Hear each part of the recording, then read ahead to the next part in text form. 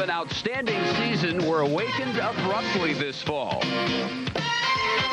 But after 4 straight humbling losses, the Cougars' high-powered offense is rewriting the record books once again. At TCU, Kelly Blackwell is also reaching new heights.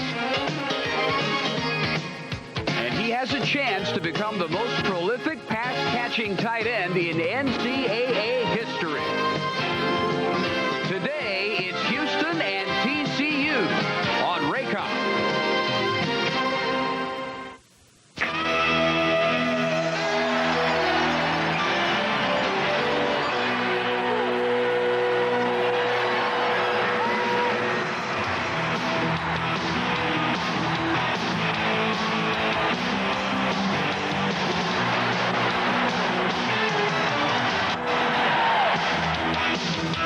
We're in Fort Worth, Texas, where a blue norther blew in last night.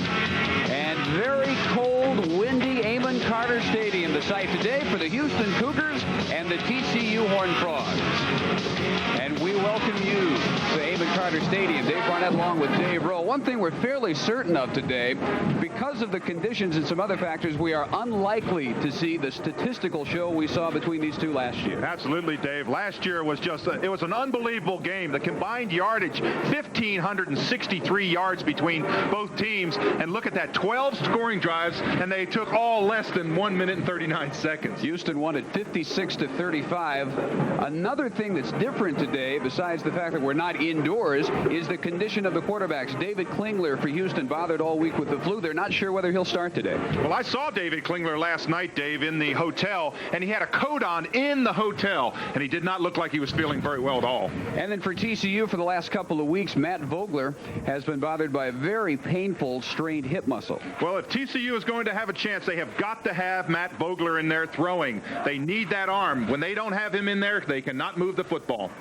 He hopes to be able to throw early and often today to Kelly Blackwell, who can set the all-time NCAA career record for catches by a tight end. If he does so, he'll have to fight off some very painful ribs. The first night, I was in very bad pain. Couldn't do anything. Had to sleep on my back all night and didn't get much sleep. And since then, it's gotten better, but you know, it still hurts.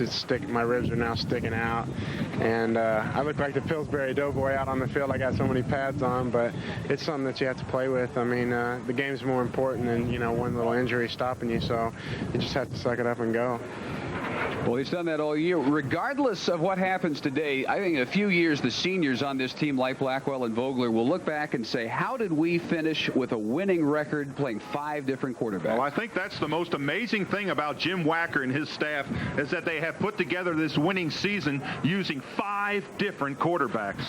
Houston has really turned their season around. They can finish above 500 if they win today and next week against Texas Tech. What they look back on is early on very inconsistent offensive line play, and all season long a bad turnover problem. Well, it has been a shuffle of offensive linemen in and out, different combinations each week, and that fact has been directly responsible for the turnover situation this year, minus 13 in that category. The wind will very definitely be a factor today in chilly Fort Worth, and we'll have the kickoff between the Cougars and the Horned Frogs when we return to Amon Carter Stadium.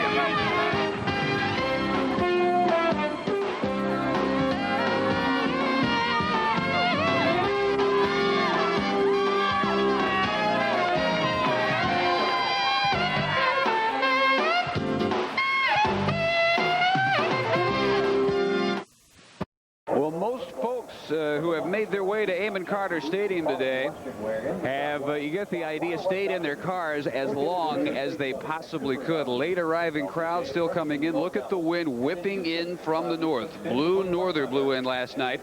And despite the sunshine, 44 degrees, 37% humidity. The key number is at the bottom, 29-degree wind chill. And in the last hour, it has actually dropped 4 degrees. I believe it. I'll tell you, I'm from up north, and I can tell you it is flat out cold. Once you get playing, though, and you get down on that football field, you forget a little bit about the cold, but these fans are going to be chilled. Contingent making it up from Houston, where they are hoping to finish above 500 and possibly for the third consecutive year with the second place mark in the Southwest Conference. Contrast, TCU, of course, has already wrapped up a winning record at 6-4. No bowl this year. They're disappointed about that, but they would love to finish 7-4. They already have their first winning season since 1984, and this man has already made one All-America team. The Football News All-America team came out last night, and TCU's Blackwell is there. I'm fired up. I mean, it's finally showing what I've done in my career here. Last year I set the base for coming into my senior year, and this year I was battling with Derek Brown from Notre Dame for All-American honors, and I was determined in my mind to do my best to get it. And when I found out yesterday that I was named the Kodak All-American in Football News, I was ecstatic. I mean, words can't even express how I felt. Well, he should be there, and our congratulations to Kelly Blackwell. Trey Beacon's kick down for a touchback by Keandre Sanders, and the Cougars will start from their 20. They go into the teeth of that bitter north wind, and we wait to see until the last possible instant who will be the quarterback for Houston. It will be Klingler coming in from the bench. They literally were going to decide after the kickoff whether his flu would allow him to go. And of course, the numbers not what they were last year. Still pretty impressive. He is still 5th in the nation in total offense, averaging 289 yards per game. Passing 303 yards per game. 57% with 19 touchdowns. Of course, that's opposed to 54 touchdowns last year. And he goes deep and over the head of the intended receiver Marcus Grant on the sideline on first down. Klingler's offensive support today featuring Fred Gilbert, the nation's leading receiver. That's become a tradition for the Cougars. He comes in with 82 catches. It would be the 5th straight year for a Cougar to lead the nation in receiving if he hangs on to that honor. Mike Giesler playing his final game, the senior from Runge. They hope will make some All-America teams this year. They moved him to left tackle from right guard. Some of the shuffling they've had to do on the offensive line this year. A lot of time on 2nd and 10 all day, in fact, for Klingler, and he is tripped up at his 11-yard line. Yeah, he tripped over his left tackle, Giesler's foot. And he was kind of moving around there.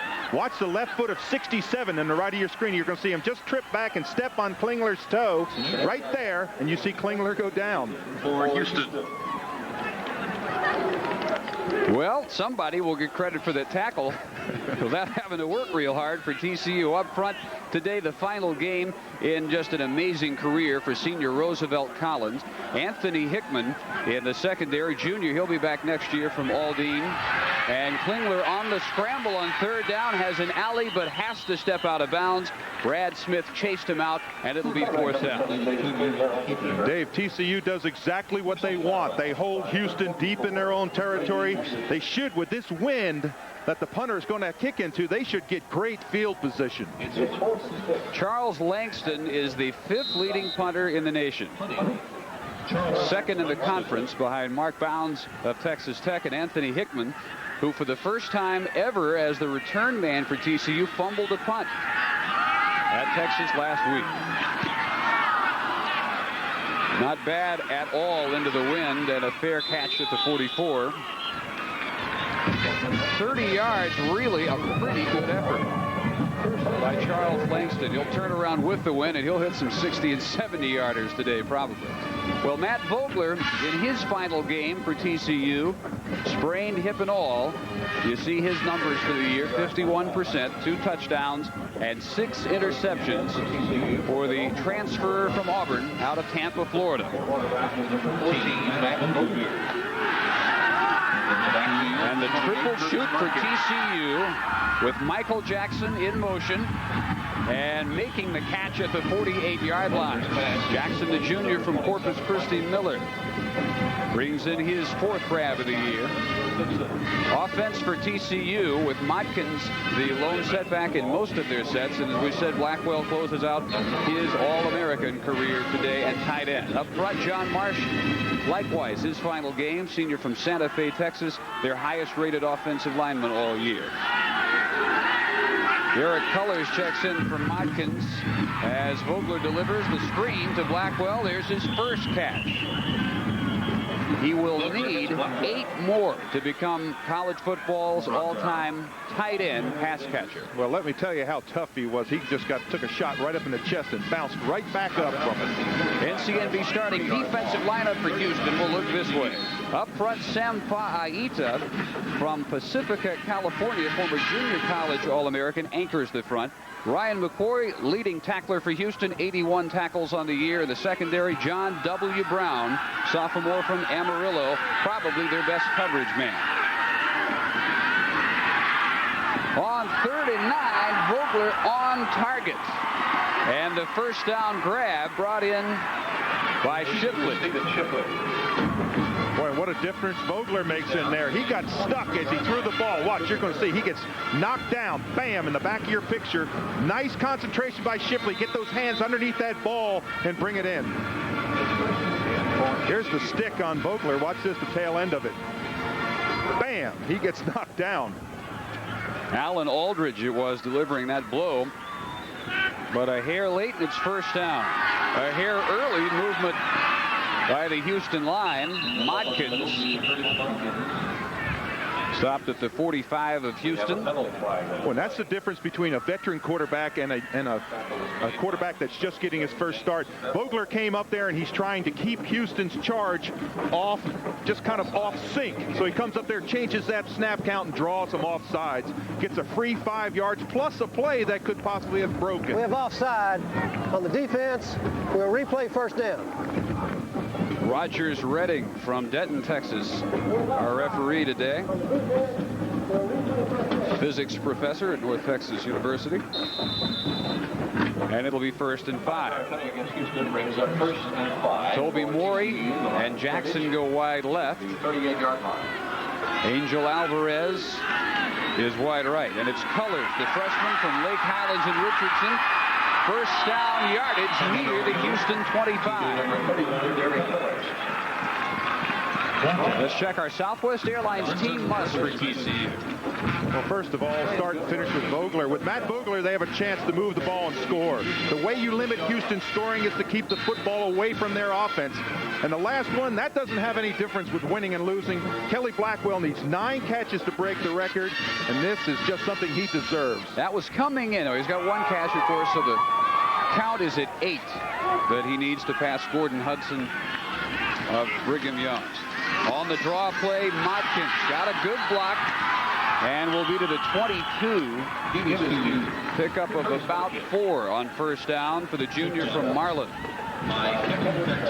Now on the other side, the Houston team must. Well, first and foremost is to continue to protect Klingler. We've seen what he can do with protection. That's been the biggest problem they've had all year. See lots of Larson. That's Dennis Larson, the backup quarterback to Vogler. And turn around that turnover situation. Minus 13, you can't expect to win a lot of ball games with that record. Audibilizing is Vogler to get Cedric Dickens, the 3rd different running back, up in the slot. And here comes the blitz, and there goes Vogler down as Glenn Cadrez poured in. And he is the Cougar sack leader for the year. That is number 10 for Cadrez. Well, you can't have pressure up the middle, and that's exactly what happens on this play. They get to him right away. So he has no chance to step up because the pressure's right in front of him. Senior from El Centro, California. And the Dr. Pepper scoreboard today in the second quarter shows number 4 Michigan leading Ohio State and Tennessee on top of Kentucky. Timeout called by the Horned Frogs. And Vogler will confer with Jim Wacker on the sideline. We are scoreless very early in Fort Worth. Very early in the first quarter, and after the timeout, it will be 3rd and 15 for TCU following Pedrez's sack of Vogler. Only 23% with all the quarterback injuries in the last 4 games on third down for the Frogs. And again, pressure this time. Colors. And with the cutback and the second effort, he will have the first down. They are just in love with this true freshman, Derek Colors. Every time they talk about him, they talk in the exclamations of, boy, what a career he's going to have. And he just has great ability to cut back. Watch this. It's a blitz, and it's the perfect play for a blitz. Out in the flattest screen, pick up those big linemen. Now watch this little cut right back here to pick up about an extra 5 to 7 yards. Excellent selection. It'll be 1st and goal after a Houston timeout. And that gives Vogler and company that much more time to get their thoughts together. And Dave, that was a great call by Jim Wacker to call timeout on that third down situation. They were not in the right play. When they came out, they were in a shotgun. They called that timeout, came over the sideline, had their coaches up in the booth signal down what they should call, and it worked. They converted that third down to first down. Houston burned again on a blitz. They have done less blitzing because of a couple of key injuries. Free safety Darren Woods with a broken ankle out for the year. Left corner Jerry Parks, also a leg injury. Last year's nation's interception leader. Without those two, the defense coordinated by Ben Hurt, compared to early in the year, a little more conservative in terms of the blitzing. This is the nation's leading passing offense. The Cougars are just under 349 yards per game, and the second leading passing offense in the conference for TCU. And that's amazing with all the changes at quarterback. Certainly is. And the loss of receivers. Look how many receivers they've lost during the season. 1st and goal. Cougars go to the 5-man front. Jackson goes in motion. And on the option, Modkins inside the 5. Pitch goes to Curtis Modkins. Kevin Batiste came up from free safety, and Modkins made a nice catch of a pitch thrown slightly behind him. You know, last night in my conversations with John Jenkins, coach of Houston, he said, the player I respect most on that team is Curtis Modkins. That was really interesting. He said all year long, he's one of the small players out there. He is just tough. He doesn't fumble the football. He does everything that Jim Wacker asked him to do. The impressive first drive of the afternoon for TCU. Just outside the 3 on 2nd and goal. Vogler to the end zone behind Stephen Shipley, all alone. And it'll be 3rd down. He had beaten Lorenzo Dixon, and Vogler not even close that time. No, and you can see with the reaction that he had when he threw that football was, ooh, I let one get away from me. Now he has a plastic jacket on. That's to keep warmth inside. It's got rubber around the sleeves, and it'll keep inside. The one problem you have to be careful is that when you sit down on the sideline, it has a big tendency to cool off quickly. Out of the wishbone, they shift both Modkins and Colors wide left. Jackson and Shipley right. And touchdown TCU. Kelly Blackwell.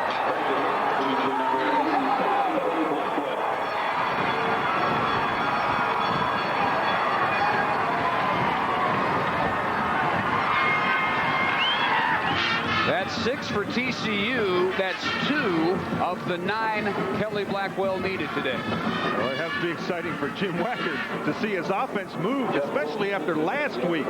They couldn't even get across midfield. And on for the extra point is Jeff Wilkinson. The junior from near Houston, Katy, makes it 7-0. The thing that amazes me about Blackwell is the way he gets distance on his coverage. Now he comes off the football and he's right away. He's wide open. From the end zone here, look at Blackwell's 5th touchdown catch of his senior year. He's on the right side of your screen. Watch how he pops in. No coverage. coverage around him. Someone that comes into this game with 53 receptions, you certainly would think he'd have coverage, but they just blew it on this play. You can see he just makes that separation. Burned again on the blitz. Eric Blunt, the strong side linebacker, lines up opposite Blackwell, comes in on the blitz. And Vogler knows that was the precise play to call against that defense.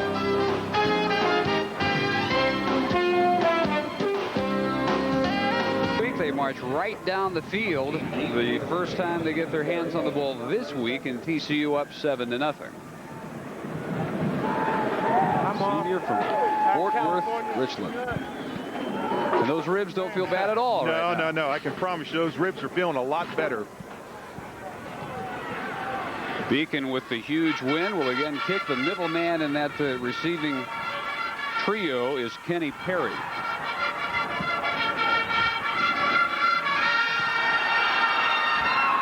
And this one should be returned. It'll be Sanders from the goal line.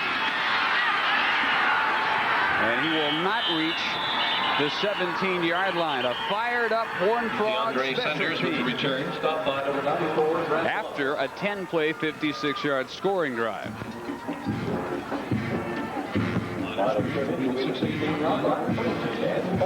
Wow, Michigan jumping out on top. Understand Desmond Howard just returned a punt 95 yards for a touchdown in that game. Keeps that string going. That pretty well solidifies, I think, all the balloting for the Heisman Trophy this year.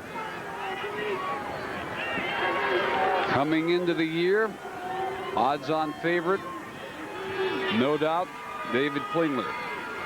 And he says no regrets about coming back for his senior year, all in all. Here's the first catch of the day for the nation's leading receiver, Fred Gilbert. 83rd on the year for the junior from Huntsville. Klingler glad to have a target like Gilbert this year after his first 2 years were spent very unhappily at UCLA. Boy, what a job Klingler did last week. Gilbert was certainly part of that, but what a job he did coming off the bench. 5 touchdowns, 395 yards against Rice, and they'd come from behind 41-21 victory.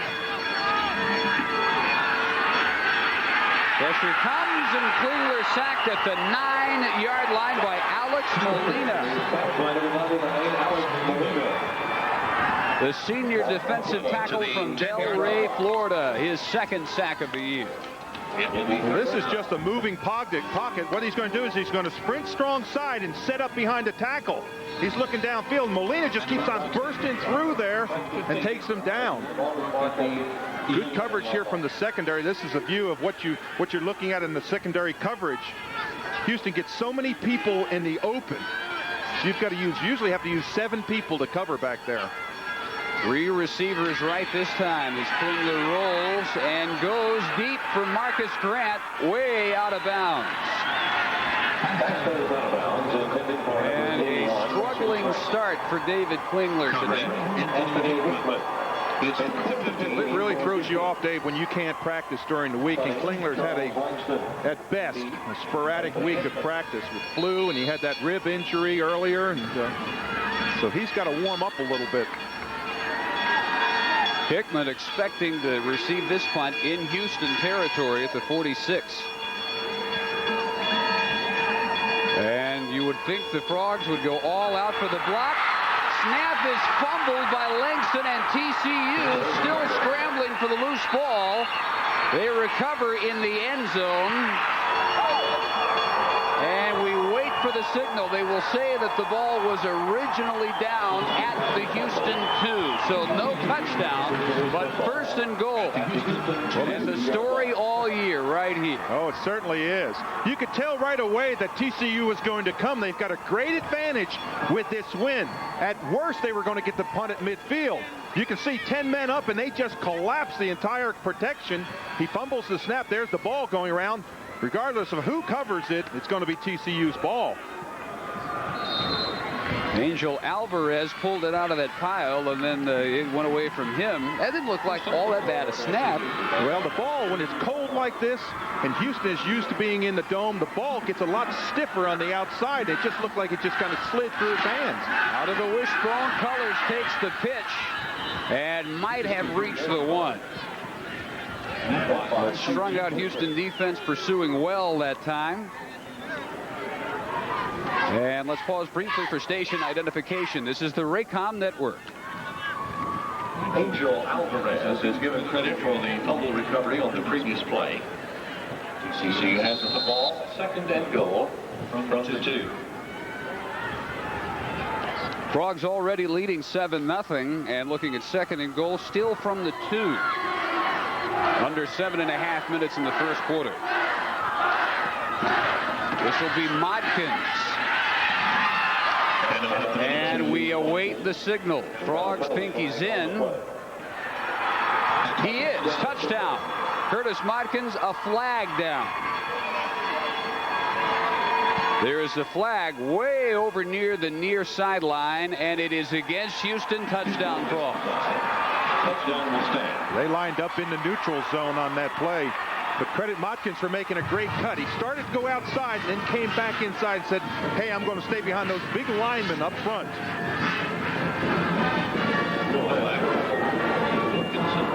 That is touchdown number 5 this year for Curtis Modkins. We have offside on the defense. The touchdown stands. The penalty being forced on the kickoff. Rogers Redding running down the offsides penalty. TCU held to 7 points by A&M. Shut out by Texas. 14 points in less than 8 minutes against Houston. Mike Nowak's hold is good, and Wilkinson's kick is good.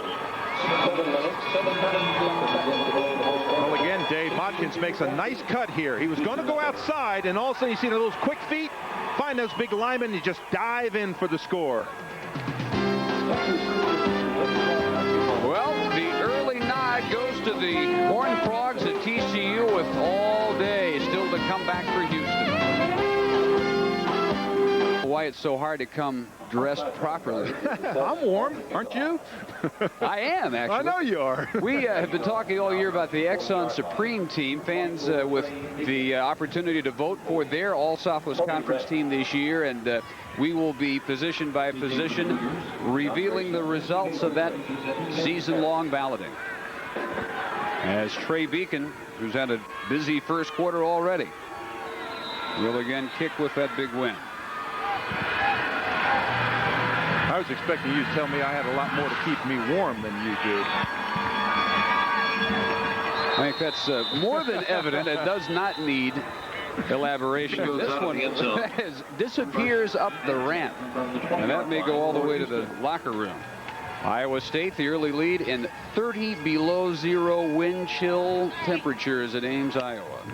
And Cincinnati over number 13, East Carolina.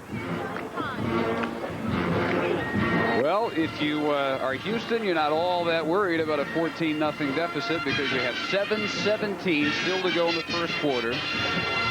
And you got David Klingler flu and all, and you know that you will eventually get to throw with this wind, which has obviously bothered Klingler on the deep patterns he's tried so far.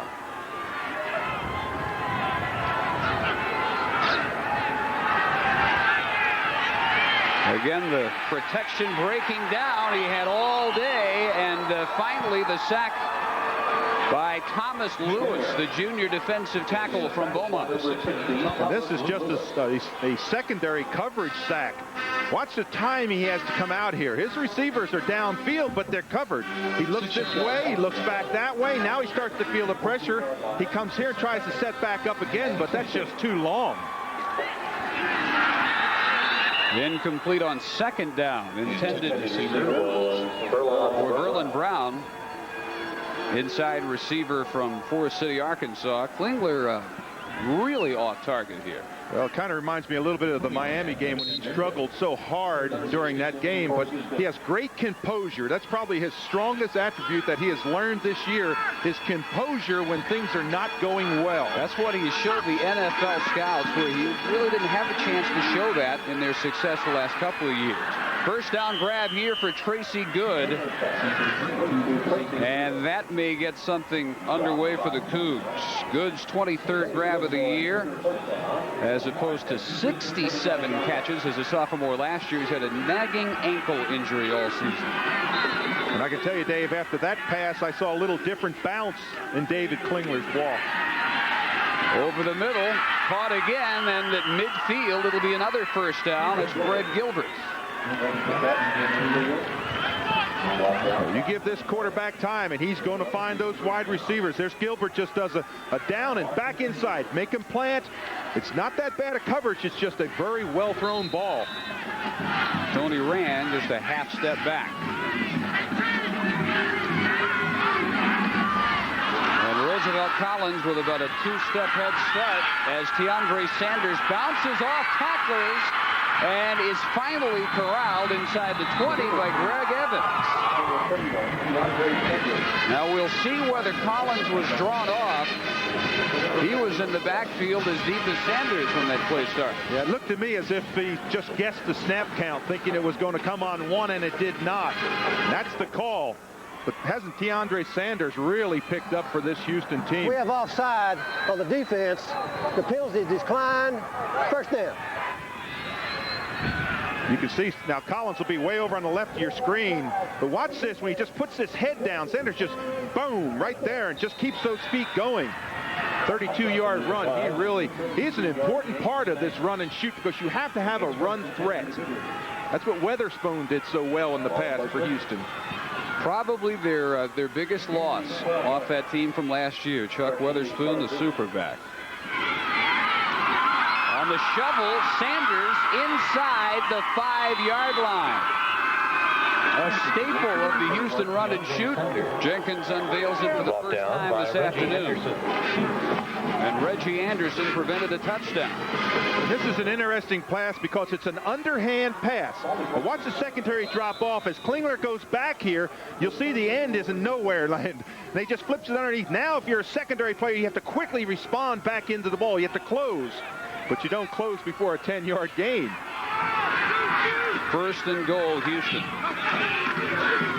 Sanders to the 3 and turned back there by Tony Rand, the strong safety.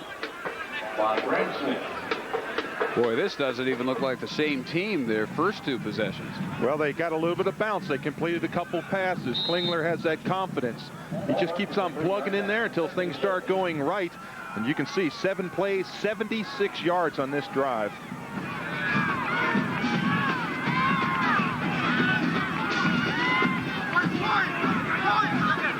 Klingler redirecting Sanders.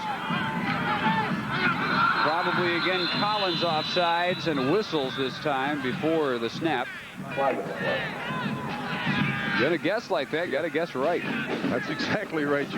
They're trying to get a pass rush, and what you do is you jump and you try to guess what the snap count is. A lot of quarterbacks get into a rhythm.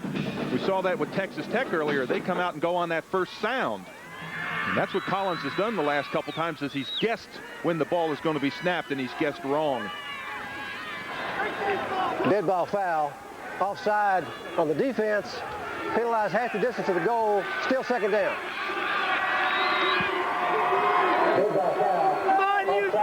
Jenkins with a 10-1 record, equaling the best debut ever by a head coach last year. 14-6 overall.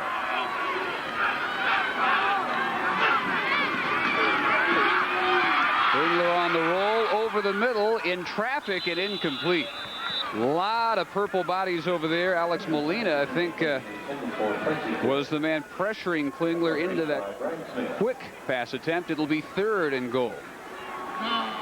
As always, glad to have those of you joining us on Prime Network today and its nationwide family of regional sports cable networks. 4.5 minutes in the first. Cougars down 14. Molina, early movement that time as Sanders scores. And there are no flags. Molina got back in time. Touchdown, Tiandre Sanders. And you couldn't have called a better play. When you jump off sides and you go forward like that and try to get back and then they run right at you, you have got absolutely no ability to stop a touchdown or any kind of run. And that's what they did with Molina. They caught him going backwards and they helped him. The all-time leading scorer in college football history, Roman Anderson, will go for his 409th career point, and he's got it. Well, watch Molina he's going to be on the left of your screen here, the lower part. Watch him jump off sides. Now, no contact. Now watch, get back and watch. They catch him just as he's going back, and we're going to help you go back, and they just blow him right in there. He has no base underneath him to make that stop.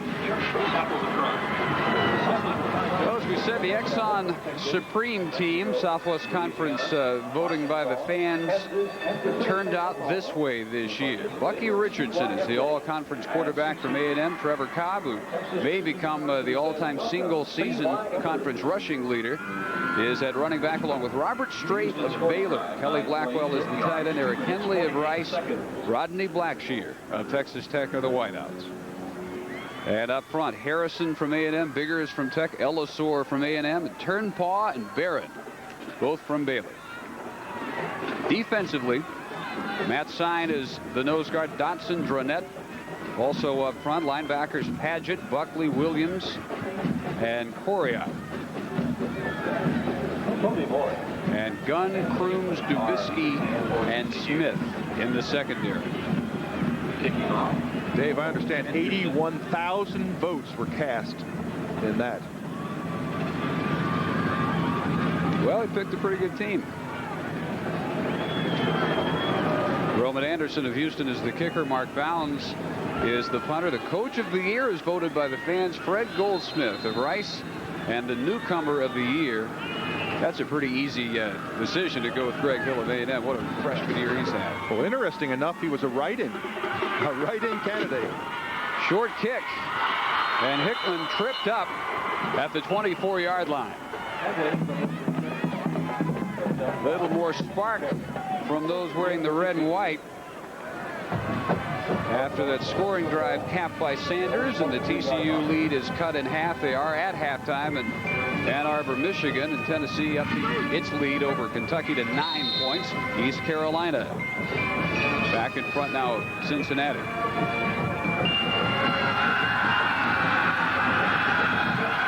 Alvarez and Shipley right.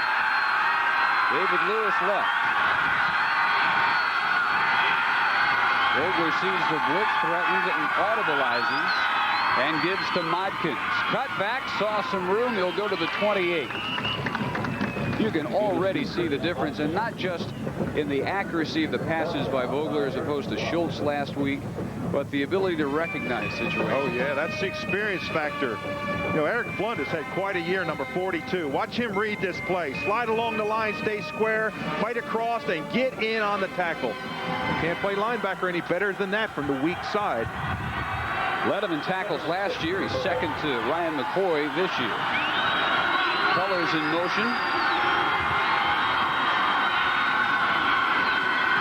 And Vogler got it off somehow. That's an amazing job by a banged-up quarterback not to submit to the sack by Alan Aldridge. Did you see how quick Aldridge is in there? Someone had to miss the block because there's no way a lineman gets in there that quickly. Before Vogler even got his 3-step drop, Aldridge had him wrapped up. There's another Alan Aldridge not too long ago, played for the Oilers and the Browns. That's this Alan's dad. He's a sophomore from Missouri City. Out of the shotgun this time.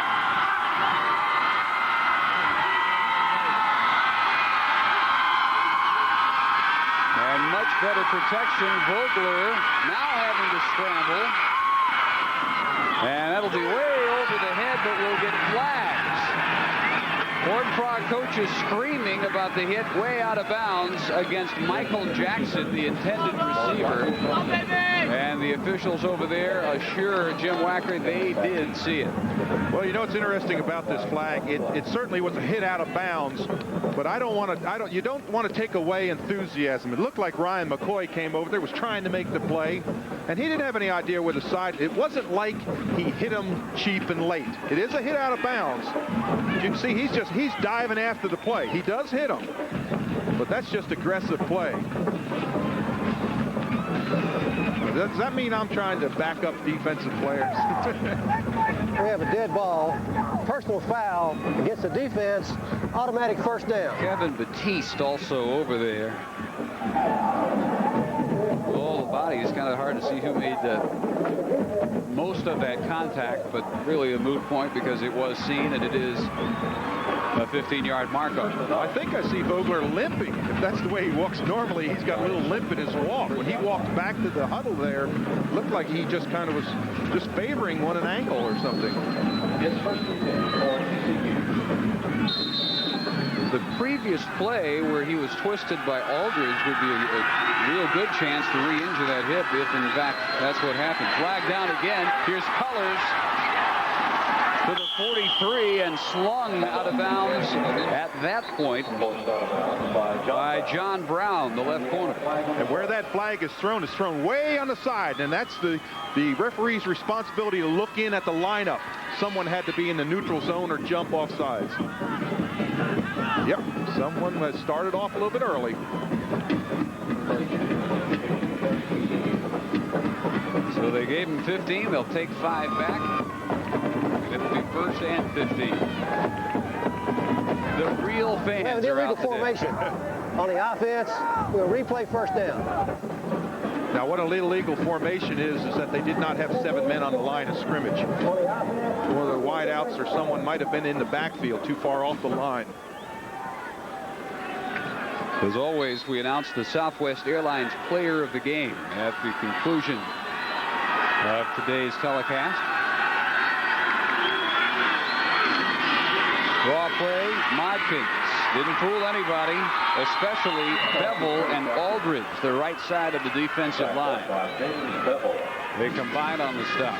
It looked that time like John Marsh, number 62, missed the block, and that's something that's out of the ordinary for him. He's the right guard. Now watch him here. He has to kick out right there. He comes all the way around behind him and makes the tackle. Marsh is probably their top grader week after week.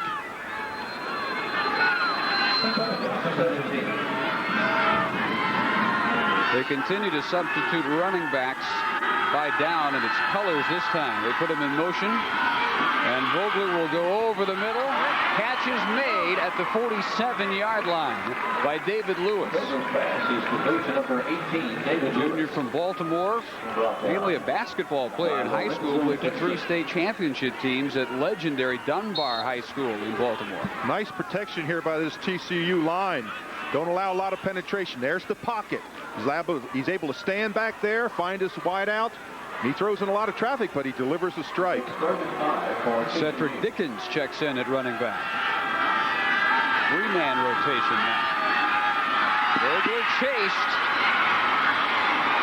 And will head for cover and get knocked out at the 47-yard line.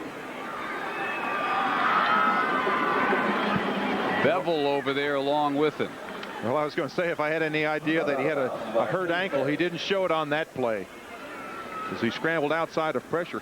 He has a real neat ability to be able to push off with that free arm. He just kind of almost like it's a stiff arm, but he avoids a lot of sacks with that.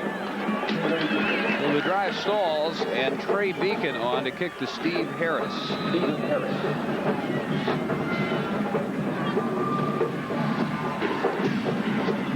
Beacon should go for the lift on this one. Get it up, let that breeze carry it. Harris feels it at the 8. And the return up to the 17-yard line. Kick went 46 yards, and the return went 9. Well, with that performance off the bench by Klingler at Rice last week, he now has these Southwest Conference career records: 81 touchdown passes, 8,468 passing yards, 8,410 total yards, 1,129 pass attempts. He surpasses the man who used to back up Heisman winner Andre Ware. And in talking with John Jenkins, he said that was probably one of the things that really made David Klingler, is that he would sit and watch Andre Ware and he would chart all the plays and said, "Coach, I would do this, I would do this." And John Jenkins says, "You're going to get your chance." And boy, has he made the best of that chance. That was almost a lateral that went through Gilbert's hands. And if he was in front of Klingler, not by much. Jenkins says that he has not had a more well-developed, intelligent quarterback, and he's coached people like Jim Kelly, Doug Flutie, and Ware. And Klingler, he says, tops them all. There's the lateral. You can see right down the line. It just about was a lateral. Shovel pass. Sanders did well. First time they went to it. Even better this time, and he might go. The only man with a chance to prevent 6, Tony Rand, finally chases him out. The thing that Sanders does so well is not go down by initial contact. Someone hit him in the back and had one of his feet, and he pulled clear of that and sprinted. Looks like maybe Collins had him out here. Watch Collins, see if he doesn't dive on the back of his feet. Yeah, almost trip him up. Now he gets his balance back and he's off running. They wondered what would happen at this position when Jenkins dismissed Ostel Miles for academic and disciplinary reasons. Well, it's in good hands. Gilbert out of the tackle and to the 35. Hickman and Rand bring it into the reception by Gilbert there. Clock rolls at 1:25 in the first quarter. Cougars go for the tying touchdown. Sanders gets a breather. Tommy Guy, his backup, a sophomore from right here in Fort Worth at O.D. Wyatt High School, is the setback.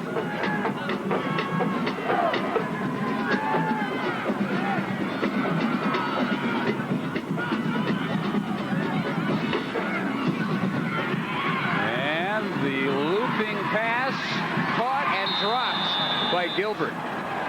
That's a tough adjustment because the wind catches it, and Gilbert has to slow his momentum, look back, and try to bring it in with Rand covering it. And this is just a flag pattern. He's going to go down and then break to the outside here. And he makes good distance here, but the ball is so high, and as you said, the wind holds it up, that the defensive back comes back in there, but he just drops. He doesn't look the ball all the way in, doesn't concentrate on that play. Back and forth game in Cincinnati.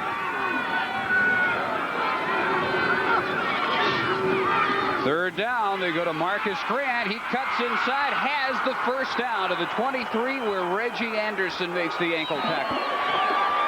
Dave, this is almost like a slip screen. What you do is the receiver takes one step forward, comes back, and catches the ball behind the line of scrimmage. Watch, now he comes back, catches the ball. Now he's got to pick up those big offensive linemen. And there they are. You see 65 and 70 out there. That's Clapp and Youngblood out there making those blocks and allow him to cut underneath. To the sideline and incomplete.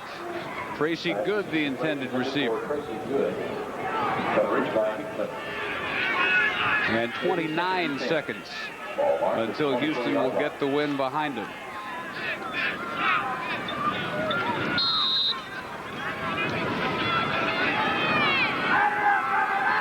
Second and 10. Brown, Good, and Gilbert all left. Grant is to the short side, wide right. And on the draw play, Sanders almost got away from the initial hit. Brad Smith finishes him off, and he'll lose yardage on what might be the final play of the first quarter. Loss of 1. Boy, he ran into a wall up front. They had that play diagnosed very well. Stuffed it in the middle, and he wasn't able to bounce outside. Well, if I'm Houston, I'm in no great hurry to get this off into the wind, and they will allow time to expire, and they'll turn around and go for the tying touchdown as the second quarter will get underway. Through one in Fort Worth, 14-7 TCU.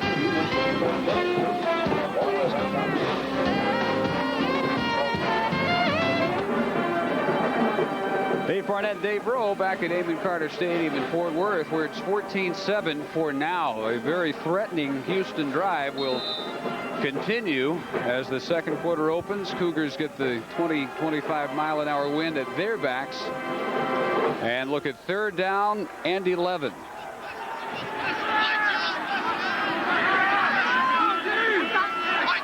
Frogs threaten the blitz. Klingler play calling accordingly and has time. A shot to Grant, touchdown. Touchdown, Houston. Number 81. I was a little bit surprised that Jim Wacker didn't call timeout on that third down play and utilize that wind one more time in a third down and 11, but he allowed them to run the clock out. So now they got the wind at their back, and boy, you said it. You called it right, a shot. He threw that ball in there, just bang, right to Grant. There's the fourth leading receiver in the nation. And Grant with a 7th touchdown catch of the year. Anderson for the extra point is good, and we are tied.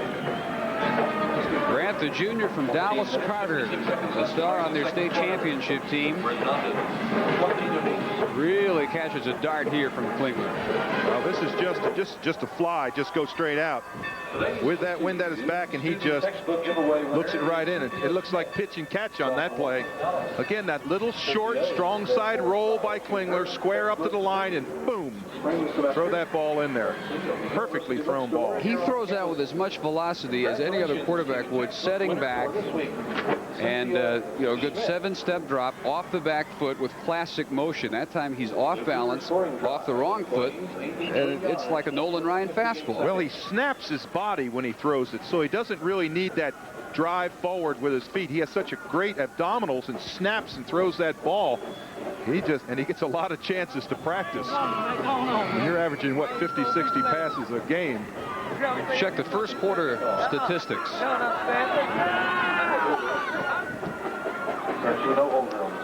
112 to 15 passing yards, 138-65 total yards. Houston with the numbers except for on the scoreboard.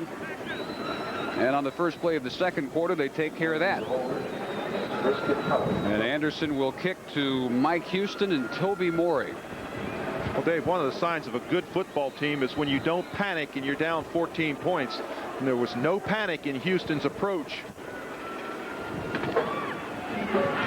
Low liner. Morey wants no part of it. And the 14-0 lead didn't last at all as long as TCU would have liked. They can't be all that shocked. This is, after all, Houston they're playing. Well, they have to know this scoring machine. Even in that Miami game, I said to John Jenkins, I said, well, what did you say to your team at halftime? He said, I told him this. I said, guys, the way we can score points, we can come back in this football game. And he said, I firmly believe that. So, and we've seen them score at will. So 14 points is not a big lead.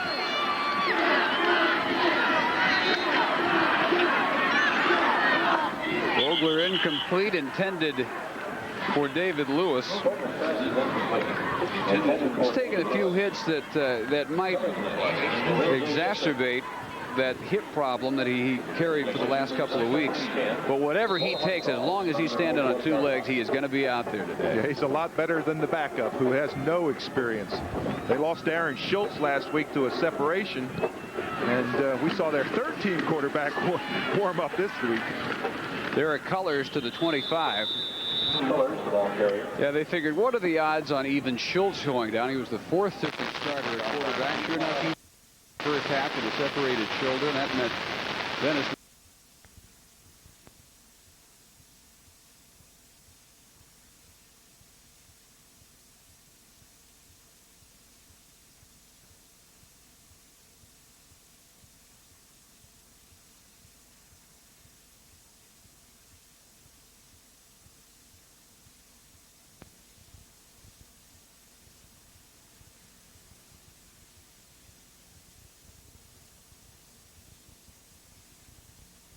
Larson today. Baraka Harper, wide receiver. Baraka Harper is the quarterback. He played that position a little bit as a high school junior. That's his qualification if worse comes to worse today. Well, it was really interesting. One of the comments by Jim Wacker, I said, boy, Coach, you just seem so laid back. And you know he is just a bundle of nerves out there. He said, hey, when you're down to your 5th quarterback, you don't get excited. You don't get nervous. You're just happy to be out there. That is Linton Weatherspoon being helped off. Defensive tackle, brother Chuck. Sophomore from La Habra, California. Favoring the right leg. Trey Beacon kicked 44 yards with the win. Steve Harris expects to get this one at his 43. Big rush comes. They pick it up well. And it will go out of bounds, and we'll see where they mark it. Houston's going to get outstanding field position out of this one. At the Frog, 49 is where they'll take over. In a tie game with 13:36 to play in the first half when we return after this from Southwest Airlines.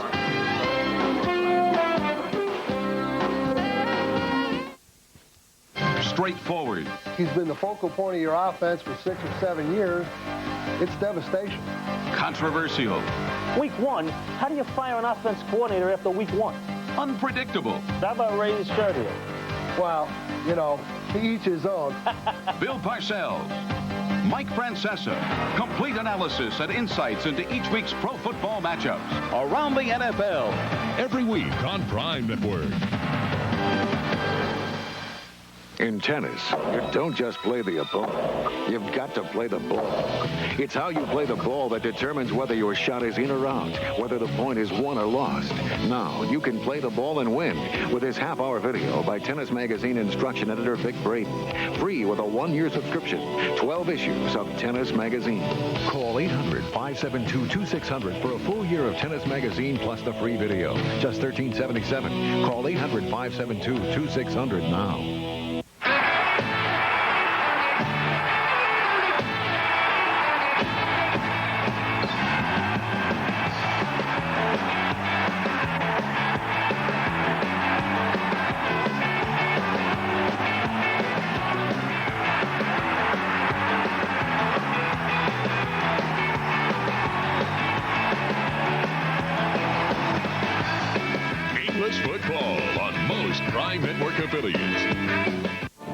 Gang's packing a triple shoot, but Sheriff Joe and Deputy Dobson are guarding the cotton train. Horny toads and bars shoot it out. This weekend on Prime Network, available on most Prime affiliates.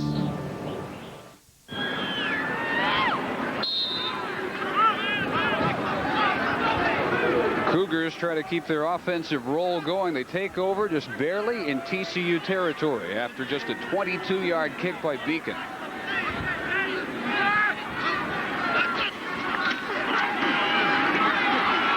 Klingler slings it again, complete to the 32-yard line. Daniel Adams, a redshirt freshman from Schulenburg, with his 8th catch of the year, beating Tony Rand. And you said he slings it. He does. He almost throws it sidearm underneath some rush. It looked like he just kind of flipped it. It looked a little like Bernie Kosar there for a second. Sonny Jurgens. Yes. Not too many sidearmers have done well. And with every completion, he sets a new Southwest Conference career record. He has broken another Andre Ware record. They just keep falling to the sideline, and almost a grab for Grant. He had to pay attention to where his feet were going to come down, and that might have distracted him enough. It certainly did, because that ball went right through his hands. You see Klingler said, that's my fault a little bit, but you've got to concentrate on that football. It's a very catchable ball, and he was wide open down the sideline.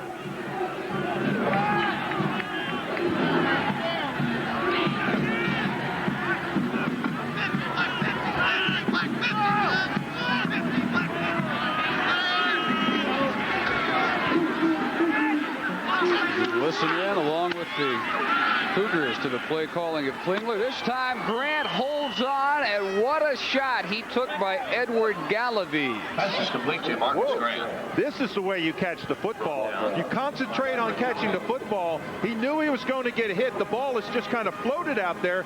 It's not delivered with that great velocity. See the trajectory of it. Now look, he knows he's going to get hit. Concentrate, boom, get that shoulder down, take that contact. Boy, he's going to be another one of those great wide receivers. He's got another year coming back. First and goal at the 7. Cougars have moved Kevin Blyer in at center, and Brad Wiggin moves from center to left guard. And Klingler dropped all the way back at the 17. Brad Smith from middle linebacker. When there's nowhere for Klingler to go, this was going to be that little shovel pass underneath. But the man either got caught up in the rush or something. When Klingler came out with it, watch his action. When he starts to come out here, now see, he's going to pass underneath. But he can't. Someone's right in his face.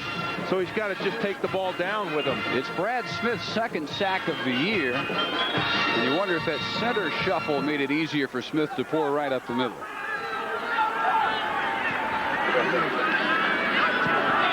Center, a major injury problem all year for Houston. On the roll, now the scramble. Into the end zone, all alone for the touchdown, Marcus Grant. And the Cougars take the lead. Well, I'll tell you, for a defensive lineman, there's nothing that frustrates defensive linemen more than to have a quarterback that's big and strong and able to kind of push you off, move around in the pocket, and just take more and more time. The same thing is true for the secondary. You're standing out there, you're trying to cover him, and this quarterback's running all over the place. And he finally, and of course, with the vision that Klingler has, he finds the wide open man in the end zone. Kenny Perry will hold for another Roman Anderson PAT. 21-14 Houston. They should call this pattern the Maytag repairman pattern. You cannot get any lonelier than Marcus Grant at the back of the end zone. Well, watch how he just kind of pushes him off. See, just push him off. Don't bother me. Now he picks up Grant in the back of the end zone, and you'll watch how wide open Grant is. He's the only one close. Still 11:45 to go as the Cougars run and shoot their way to the lead here in Fort Worth. You're watching Prime Network.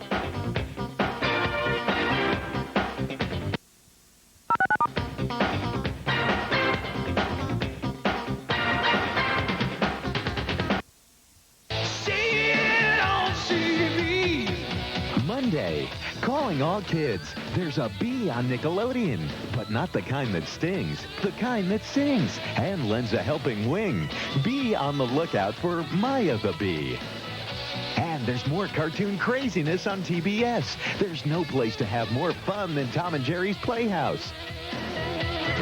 Sit on TV.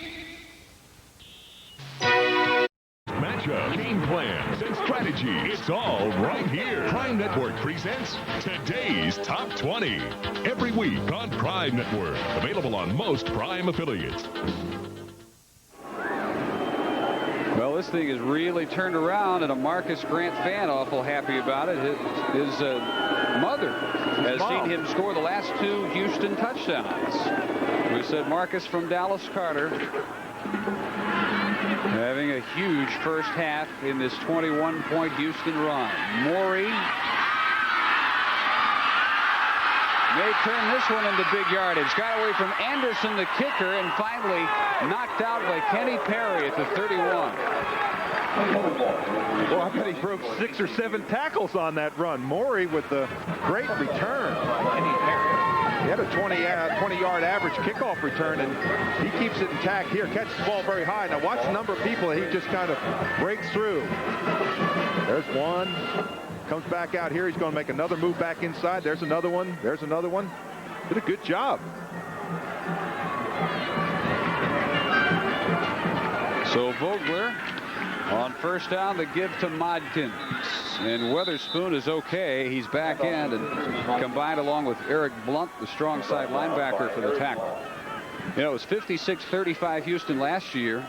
We didn't think we'd approach those numbers today. We might at this rate. We're having we thought, well, it's going to be a close game, but you know that's not true whenever you have a Houston team out there because they score so quickly.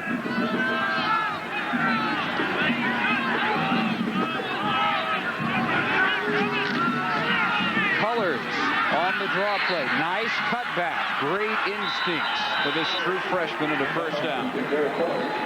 Boy, a lot of stuff you just don't coach in him. Exactly right. Quick feet. That's something that every coach loves.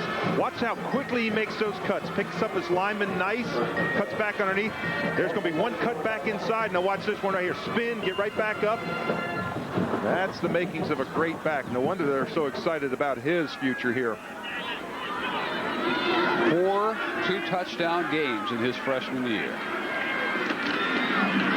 Modkins is back in. He goes off tackle to midfield, where Tracy Gentry, backup defensive end, makes the initial contact.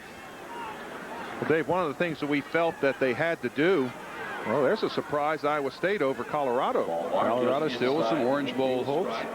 But one of the things I was going to say that TCU had to do in this football game was to control the football. Keep it away from that Houston offense, and they're doing it with ground control. That's a little bit surprising. That's what they just could not do at Texas last week. Not even a hint of a ground threat. Option pitch to Colors to the 43. And he might be shaken up. He got a late hit he didn't expect. Not late enough to flag by Ryan McCoy, but Colors will limp off. What happened on that play, McCoy was diving for him and dove on the back of his legs after he was down. Perhaps we can see it on the tail end when he goes down. Now watch McCoy come in late. Not intentional, but you see he falls on the back of his legs. Here again is that same play. You'll see McCoy right there trip and go over top of his legs.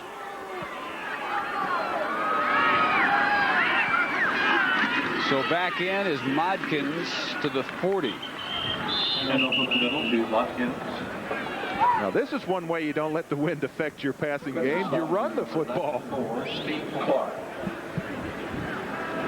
Worked pretty well so far on this drive, but that mainly because of Colors, and we'll check on his condition. Speaking of the drive, average field position with the win for Houston midfield against their own 18. Houston 45 with the win for the Frogs, their own 26 against the win. Out of the shotgun, it is Vogler scrambling and dropped at the 44-yard line. Len Cadrez, left defensive end, got it.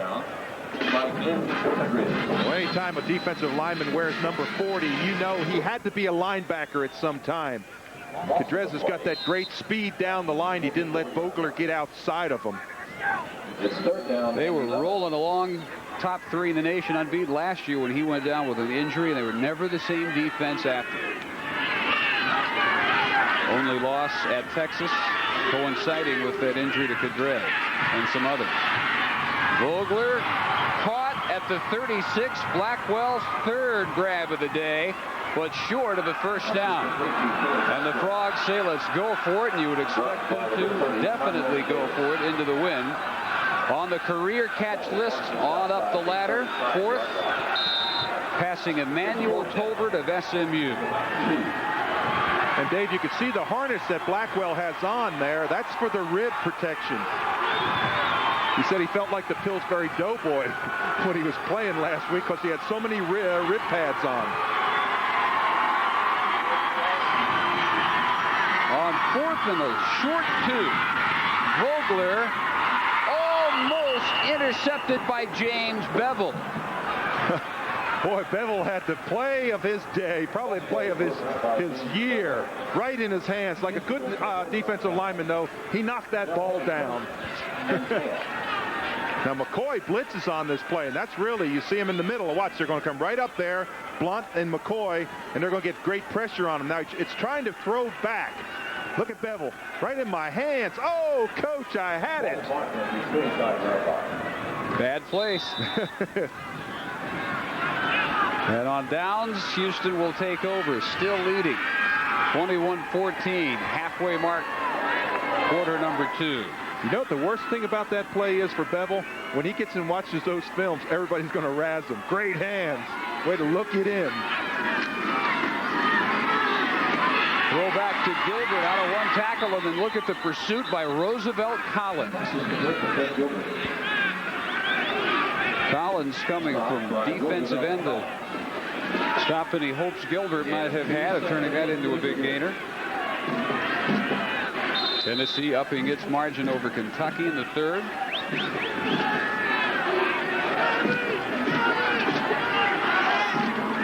Grant comes to the bottom of your screen, lone wide out right, the other 3 left. And Rand threatens safety blitz. They send Sanders right up the middle, and a first down at midfield. Houston spreads the defense, and Mike Moulton finally makes the tackle, and that is where the run, part of the run and shoot, is most effective. It certainly is. That's what really makes the run and shoot, having that run threat. Here's the secondary coverage, and you're going to see how quickly they have to come up. Everybody has to stop, plant, and get back up to the football. And now you start, instead of covering one of those little defensive backs at about 160 pounds, you're trying to tackle somebody at 220 pounds. Deep for Grant, too deep. He was running free. Perfect throw. The nail him at about the 10-yard line. Klingler had an option that time, too. He had Freddie Gilbert right down the middle. Didn't find him. Those are good stats for a full game, not just the first half. For anybody but David Klingler. Absolutely right. Daniel Adams into the game, top of your screen. Then we goes the other way. Verlin Brown to the 40. He'll be close for another first down. Now he played wishbone running back and quarterback in high school in Forest City, Arkansas. And Jenkins says that makes him a perfect run and shoot wide receiver because he's got all the moves. Well, so many people question Klingler coming back this year. The fact that he had such a fabulous year last year, and this year he struggled, but I'm a great fan of David Klingler. I think he's become a better professional prospect because of this year. He's proven that when he's under pressure, he still does not lose his composure. And as they measure, you know, a good comparison as they come up just short.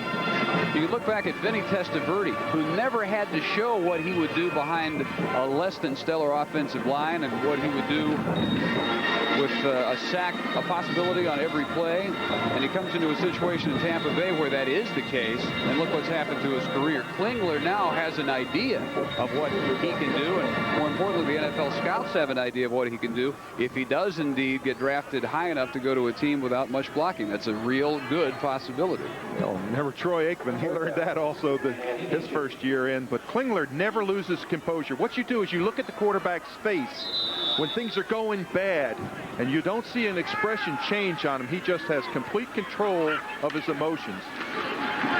Fake the inside give, airs it out for Grant, and third touchdown of the half for Marcus Grant. Touchdown, Houston, Marcus Grant, end zone. Well, boy, isn't Mrs. Grant glad that he came a long way. She came a long way to watch this. There is a flag down in the end zone. That might be an after the touchdown celebration flag. 3 today, 9 on the year for Marcus.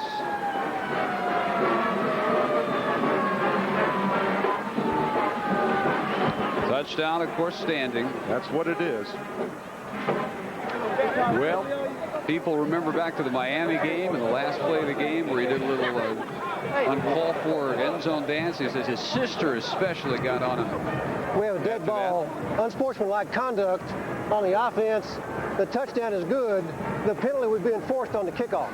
A lot of people got on him, especially his sister, and he promised her that if he ever did it again, he would pick his spot better. Well, after you catch touchdown, if I'm a coach for Houston, I don't mind that a whole lot. I mean, I don't want to see you taunt somebody and do all that, but when it's 40-3, I think you mind it. That's true. But here, Anderson makes it 28-14. Klingler dialed his number for the third time for points. Well, again, this is just a fly pattern straight down the field. See the separation. Now the safety's supposed to come over and help. Now watch him try to concentrate. He doesn't know where he is. See him trying to keep his feet in bounds, and he was about 4 yards in bounds, but good concentration. Greg Evans really should have come over and made this play. He's the safety coverage, but he's late getting over there and allows Grant to be wide open in the end zone. 28 unanswered Houston points, and we return after this from Southwest Airlines. Wouldn't it be great if you invented magic recliners that took you anywhere? So you guys took a trip to the Keys for some boating, volleyball, and a little snorkeling. And wouldn't it be great if just by pushing a button you got beer? Really great premium beer like Keystone. What's this button do? Cold filtered Keystone and Keystone Light. Bottle beer tastes in a can. Wouldn't that be great? Oops. Impossible? At the Olive Garden, we don't know the meaning of the word. If it means something less than a genuine welcome or a generous helping, freshly made pasta or a friendly spirit. If it gives the slightest hint of a meal that isn't wonderful or a smile that isn't warm. Impossible. The word just isn't in our language.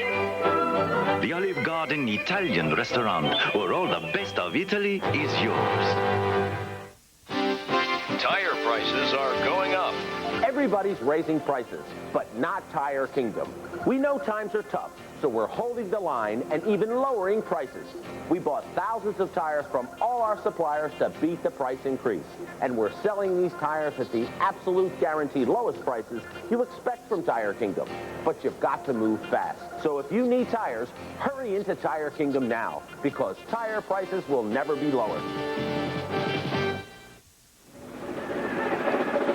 Not much time still to go in the first half, and Houston and Morey move up to the 7-yard line, and after the mark-off of 15 yards, Roman Anderson will have to kick from his own 20.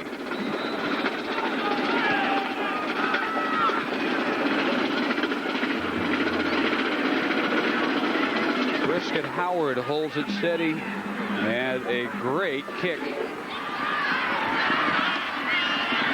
Returned to the 27-yard line by Mike Houston. I think the wind didn't a factor today.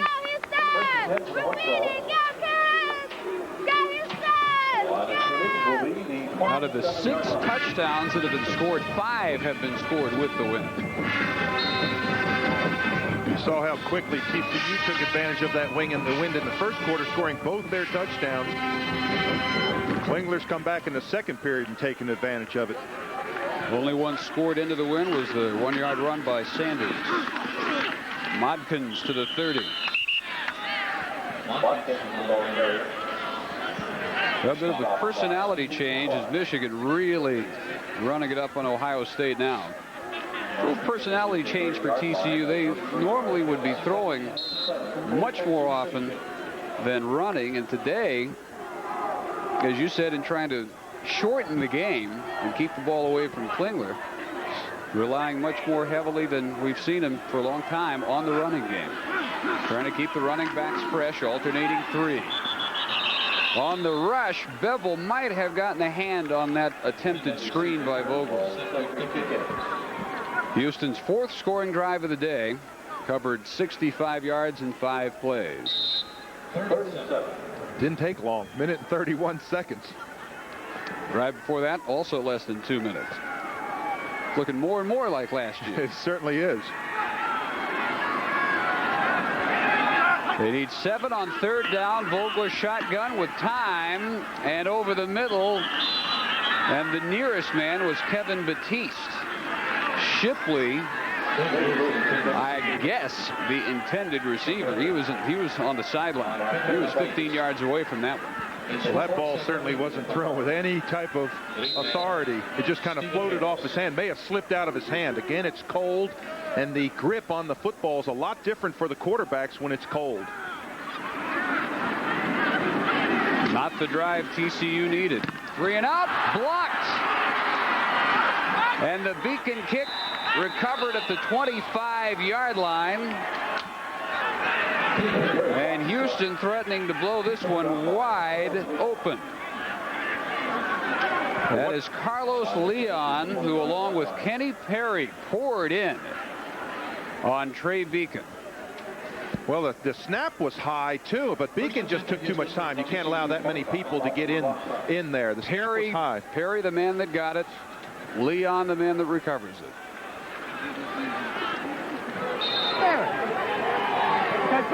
Kenny from nearby Arlington.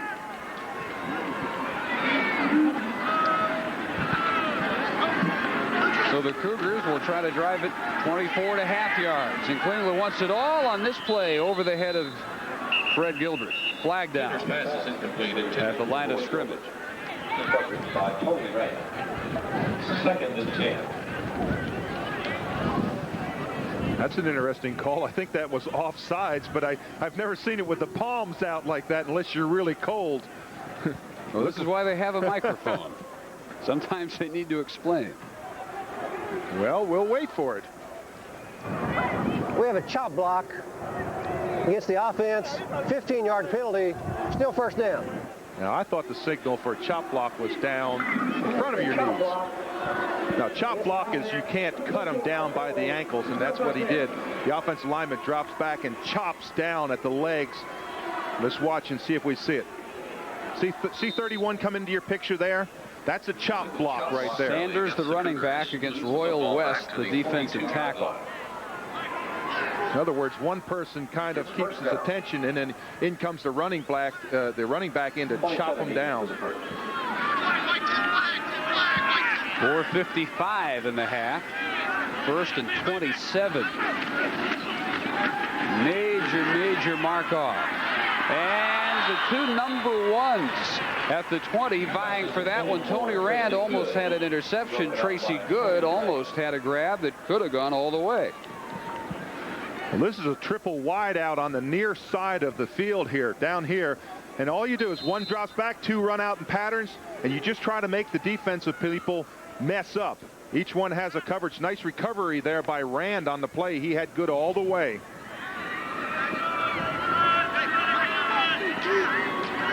Sophomore from Aldine makes it second and 27.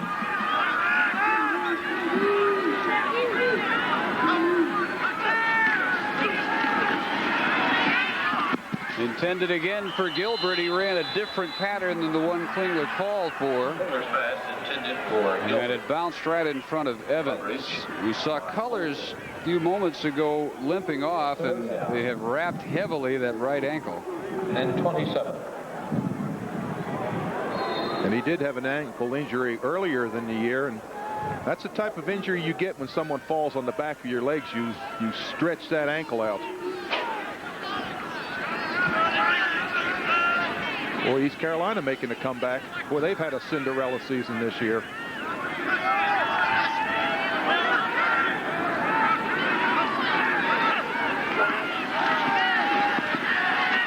West giving chase, and Klingler fumbles as he goes out of bounds.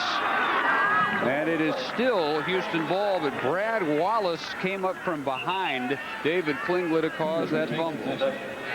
And an injured Horned Frog down. That would appear to be Royal West. He's the man that Klingler probably saw coming on. He probably didn't see Wallace coming up from behind. Well, the most vulnerable place a quarterback can get hit is from the back. And there's the fumble. Fortunately for the Cougars, it bounces out of bounds. Here touched and goes out of bounds. That is West. He was being blocked by Mike Giesler. And he'll try to walk it off. One of my name team players, Royal West. Along with his brother Rock. Let's pause briefly for station identification on the Raycom network.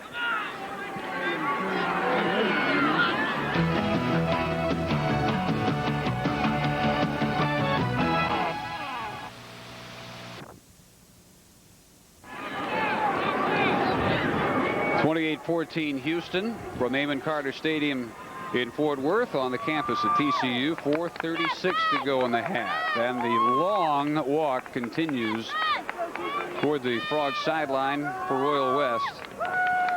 And when it rains, it pours. That's a cliche, but it's a monsoon of injuries on TCU this year. How about a 61-yard field goal try? Think Anderson's got that kind of leg? Well, he holds the school record, a 53-yarder against A&M this year. With this wind, we'll see. And that is going to be way off right, but he had that kind of leg. He certainly did. He had the distance.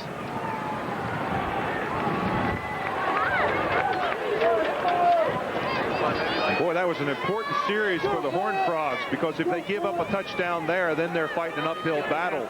They came out and gave Houston the ball on about the 23-24-yard line and were able to hold them. Coming up at halftime, test your knowledge of the Southwest Conference with the Southwest Airlines Trivia Tester. We'll also visit with TCU Athletic Director Frank Windegger, and we'll meet this week's classroom champions. All this plus first half highlights at halftime. Modkins for TCU. Brought down by James Bevel. James Bevel with the tackle at the 46, and the clock rolls at 4:18. At Arkansas, this is the final game, Southwest Conference for the Razorbacks. Fred Goldsmith would dearly love to send them to the SEC with an L. But a Todd Wright field goal has them on the board. Watkins got 3. Dickens replaces him on 2nd and 7. Aldridge gave pressure for Vogler, and it's incomplete, intended for Lewis, being covered tightly by Tyrone Davis. Well, Aldridge looked like he's hurt. He's down on the field. It may be his ankle. He got great pressure that time. It's an epidemic of ankle injuries. Boy, it is. Now he's the outside end here, 96. He makes a great move. They missed him. And watch his foot when he puts it down right in there. You see how he turns his ankle out, then reaches down and grabs that ankle. But he's up walking around. That's the difference between those defensive linemen and those wideouts, those receivers. They get a little tiny nick, they're out of the game. Defensive linemen, you can about break your ankle and you're back up walking. Vogler is 7 of 15, but he's hit only 2 of his last 9.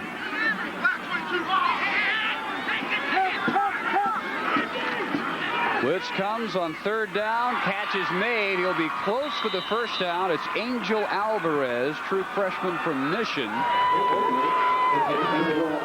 They may need to measure this one. Alvarez figures to get a lot of activity in the future. 5'8", 162-pounder, all-state. 67 catches his senior year in high school. Caught him from Coy Detmer, Ty's brother.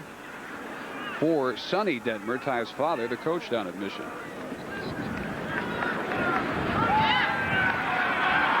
And just enough for the TCU first down. Well, Vogler's making nice play selections, Dave. He's going into that stiff wind. He's using the run a lot. He's using the pass when he really needs it. But they are controlling the football. They're keeping the ball away from Houston. But you've got to turn these drives into points.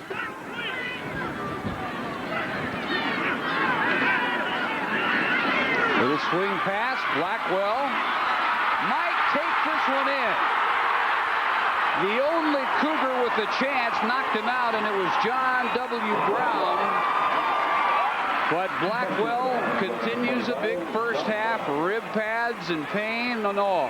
Well, people say he's too short. People say that, well, he's got great desire. But let me tell you, he does play hard football. And he turns what is just a little simple pass, getting upfield. It's probably made maybe to pick up 5-7 yards. Now it's just put it away and run. And he has good speed for a tight end. At 240 pounds, he can go downfield quickly. 5 more for the record. Modkins, big hole right side, touchdown.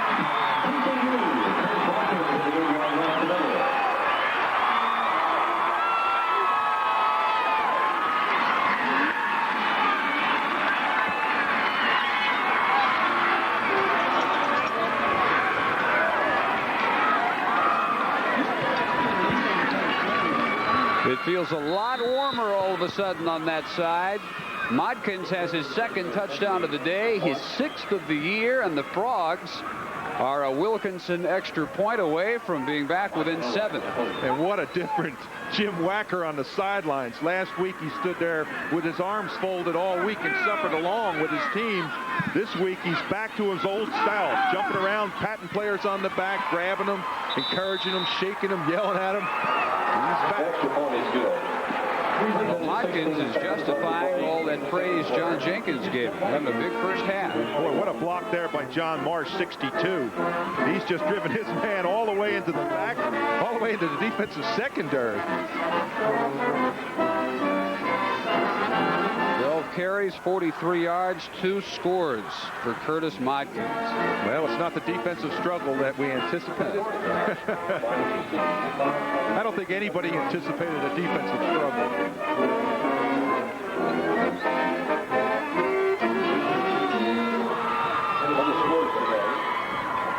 A lot of people are paying the price today. You ever tried to play a flute when the wind chill is below 30?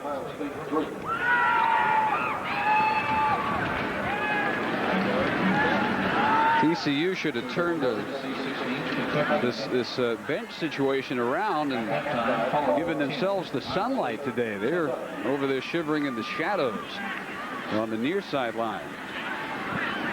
Clemson with the early lead at South Carolina. Jim Wacker looks up, sees 3 minutes and 16 seconds still to go in the first half. And he says, boy, if only we could have stretched it out and scored on the last play of the half. That's an eternity for Klingler as Sanders returns the kick to give the Cougars good field position at their 35.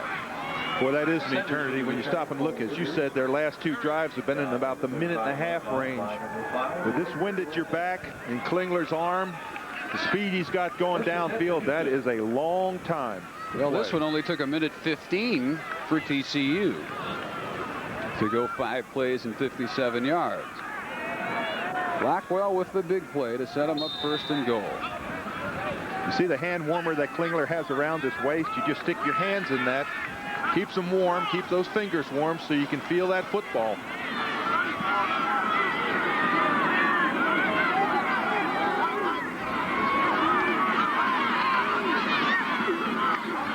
Inside give, big yardage, Keandre Sanders to the TCU 43. He bites off a 22-yarder before Mike Moulton's tackle. Sanders 6 carries, 69 yards. Well, I talked earlier about how important this part of the run and shoot is to keep those linemen honest. And watch when he gets hit here. He just puts that down that shoulder. And very rarely is he pulled down by one person. He just kind of bowls over him in there. Got a good combination of abilities for the position he plays in this system. They try him again, right tackle this side, and the Frogs were ready. Brad Smith first of all, and then Rand. But Sanders big enough to withstand some hits up the middle at 215 pounds. Good blocker, north-south type, doesn't juke a whole lot, doesn't mess around, goes right up the middle. And we've seen his speed.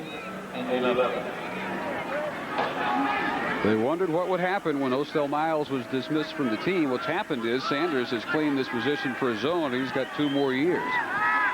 Well, you have to admire a coach that takes their #1 running back and dismisses them for a lack of attendance in classes. That's what John Jenkins did. Here's Grant. Hickman with a tackle at the 38.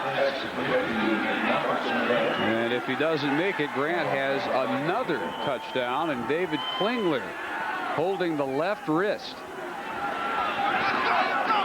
You can see Klingler's in pain. When you're bent over like that and he's holding, let's see if in fact he didn't come down on that left wrist when he fell. Oh, he takes a shot in the shoulder and puts his hand down. Smith came on a blitz. I don't know if it was his contact or the way he landed. That's what I thought. Perhaps he put his left hand down to break his fall. That is a tough competitor right there. Well, timeout with 1:41 in the first half. Now I was talking again with John Jenkins about him last week, and he told me he was standing on the sideline. We're down 14 points. He said he kind of moseyed up next to me and said, "Coach, I'll give it a try if you think I can help." And John Jenkins turned around and said, "Well, do you think you can play?" And he turned around and said, "I'll do my best." And boy, his best was quite a day last week. Then you think back a couple of weeks ago to the Texas game, and it seemed like every play they gave him another injury. And whatever he could do, he did in that game and brought the Cougars back to win 23-14. And Jenkins says with all his other attributes, willingness to study and learn, the intelligence, the arm, which is one of the best I think either one of us has ever seen it. A lot of people who've seen more football than us say the same thing in college football. The toughness is the thing that Jenkins says he possesses over any quarterback he's ever had. Sanders coughed it up, and it is a TCU recovery. Tony Rand, but a flag is down. I think Roosevelt Collins guessed wrong again. Now, this is 3 times. As a defensive lineman, you have got to look in at that football.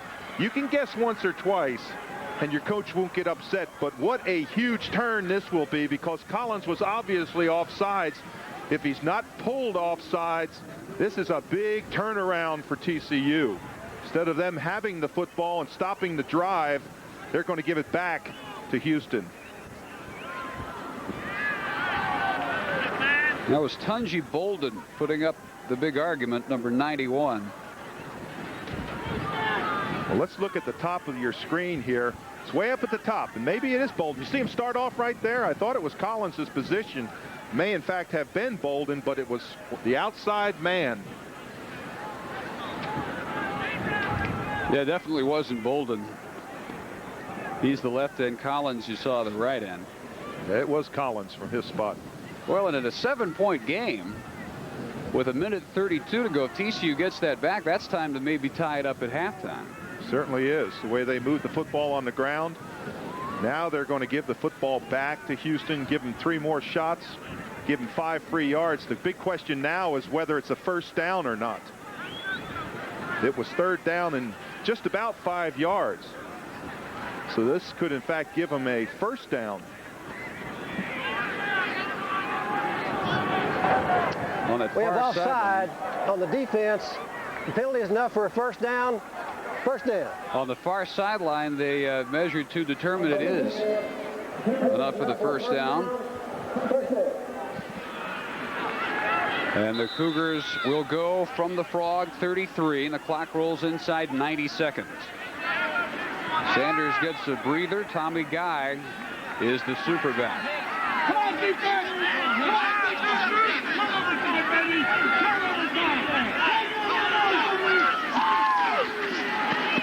Frogs blitz. Klingler hoists one up over Gilbert. Most of his attempts toward Gilbert, the nation's receiving leader, have been overthrown today. Well, one of the things TCU has to realize in this situation, you want to get pressure on Klingler. But if for some chance you get stopped and you don't get pressure, you've got all your defensive secondary are covering one-on-one. And you've got some pass receivers that can flat out run some great routes. So if you're going to blitz, you have got to get there. Gilbert out, replaced by Sherman Smith, who goes wide left along with Good. On 2nd and 10, inside give to Guy to the 25. It'll be 3rd and a long one as we'll go under 1 minute in the first half. Mike Moulton and Tony Rand on the tackle. And they think Moulton has a great future. Redshirt freshman from Arlington, Sam Houston. Just a ferocious hitter. Pump fake, deep. Verlin Brown open, touchdown.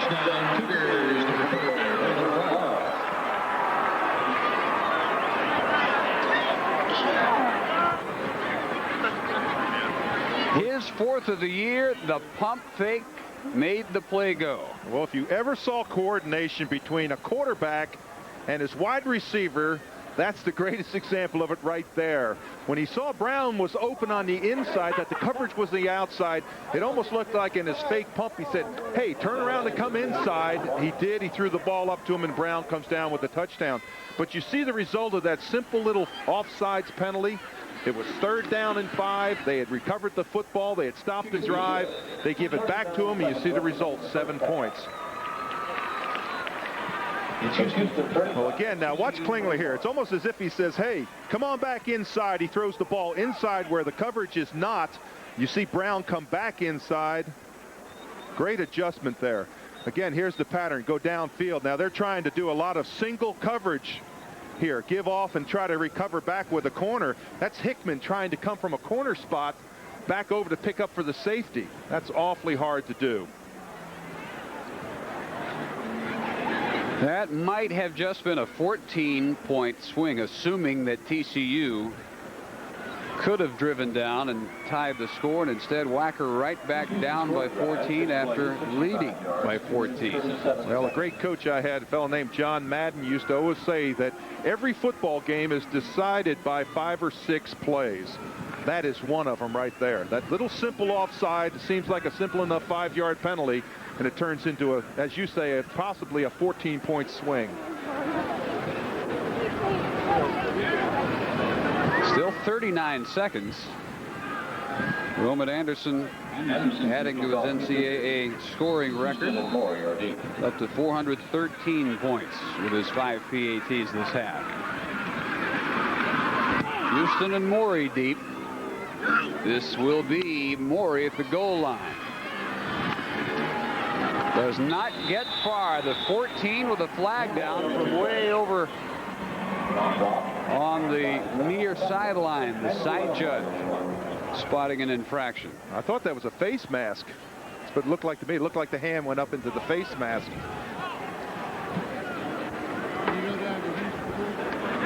As usual, your radar is on target.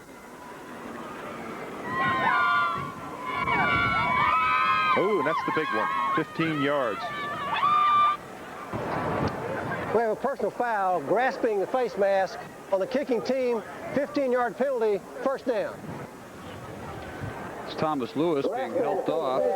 On the kicking team, 15-yard penalty, 1st down. And the latest Houston scoring drive covered a relatively long 2 minutes, 37 seconds. 6 plays, 65 yards. Modkins, little opening right side near the 35, and unless TCU wants to try to go without a huddle, that should be the last play of the first half. Momentum swings, the story of this first half. TCU off to the quick 14-0 lead. 28 unanswered Houston points. TCU back to within 7. And then the Brown touchdown. They get this one off with 2 seconds. It's Cedric Dickens. And that will do it for the first half at Amon Carter Stadium. It has been the David Klingler and Marcus Grant show for the most part, and Houston will take a 14-point lead into their halftime locker room. Klingler with 281 passing yards, 326 total yards. And the majority of that course in that second period when he had the wind at his back. TCU with a 3 minutes plus edge in time of possession. Very misleading because they trail by 14. Prepared if you wanted to watch Houston and TCU today. And after enjoying a 14-0 lead early on, the Frog fans a little quiet with this 35-7 Houston run leading to the third quarter. Beacon with a good high deep kick. Perry will think about running it out better. Luckily, he did. Take the touchback. Cougars go from their 20. First half drive chart looks this way for the Cougars. Took them a while to get on track, and boy, when they did, look what happened. You can see the difference. The first 2 or 3 drives were into that wind. The last were with that wind at their back. Into it here in the third, and Klingler, who took a blow to the left wrist, apparently shaking it off and okay to start the third quarter. Fred Gilbert takes the pass right up the left side, and it'll be first down at the 35. Collins again, great pursuit from defensive end to chase down Fred Gilbert. And the musts in the first half, C, incomplete, and B. Well, Klingler has been sacked 5 times. We haven't seen Larson, so that's an incomplete. But they have turned around the turnovers. They've only given up the ball 1 time, so they're doing fairly well in this first half. Rush collapses around Klingler, got it off, and about an 8-yard pickup. Gilbert again on the pattern. Calvin Jones, the backup left corner, made the tackle. Boy, with this little sprint pocket that Klingler does so well, he just gets great protection. He picks up that line, he gives him a little bit more time. And when he has that time, he is as accurate as any quarterback you'll see. That's 88 catches now for the year for Gilbert. Should maintain the nation's leadership in that department. And that should be a first down for Marcus Grant. First half, he was the deep threat. Had 125 yards on 6 first half catches, now 7 for 129 for the day. Dave, if you're watching that play, you think, well, that's so easy to defend. But with the speed that Houston has at their wideouts, you've got to play 7 to 9 yards off. So when he doesn't do that pattern, you've got to close quickly, and you got those big linemen running out there.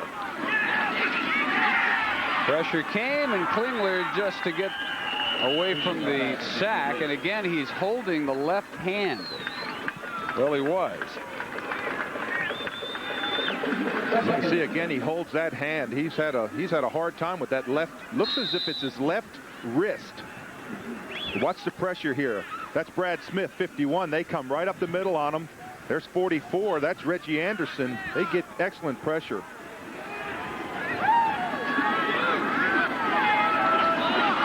So 2nd and 10 flag is down. Catch is made.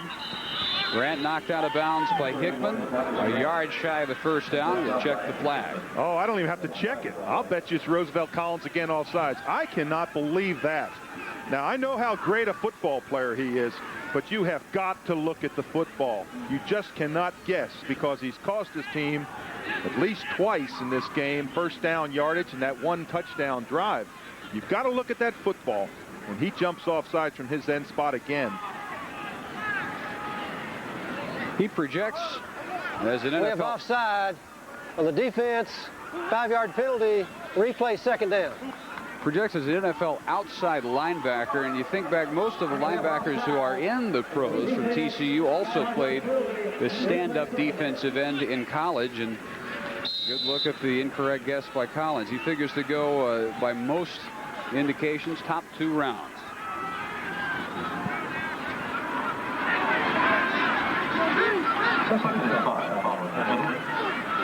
Again, short behind Grant this time. Bring up 3rd and 5. Well, what's really amazing to me about Collins, Dave, is that he covers people out of the backfield. He's, as you said, a stand-up defensive end. He's 6'5", 250 pounds, and he's able to run with a back out of the backfield. And it's evidenced by the fact he's got 2 interceptions, so he's got to be a pretty good coverage man.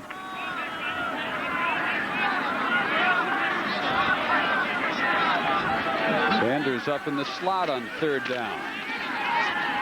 Klingler can run for it and will, and he'll get the first down yardage to the 43, and the Cougar drive alive. All over at Ann Arbor, Michigan, headed for the Rose Bowl with a big win over Ohio State. Desmond Howard may be solidifying the Heisman Trophy with his performance today. All the short passes not tempting the TCU defensive backs to come up any tighter in their coverage. They're still giving a 7 or 8 yard pad.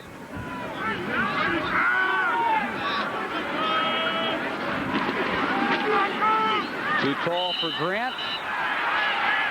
Houston fans and players and coaches on that side wanted Hickman to be called for a late hit, but not nearly seriously enough to draw the flag. It was close, though. I thought it was close. When the ball is clearly overthrown, you've got to let up as a defensive corner. Now watch. See, he's coming down. He still gets a hit. I think what the reason that the flag was not thrown is that he didn't follow through with the hit. And Grant didn't fall down. It would have looked a lot more severe had he. 2nd and 10. Just got it off. Incomplete for Gilbert.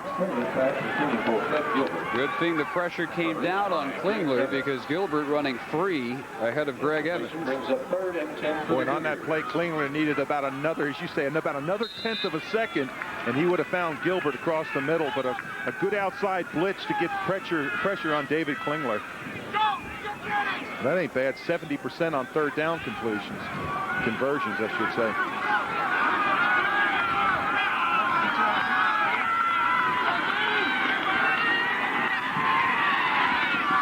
This is Grant, and again should have the 1st down. They'll mark him at the 32.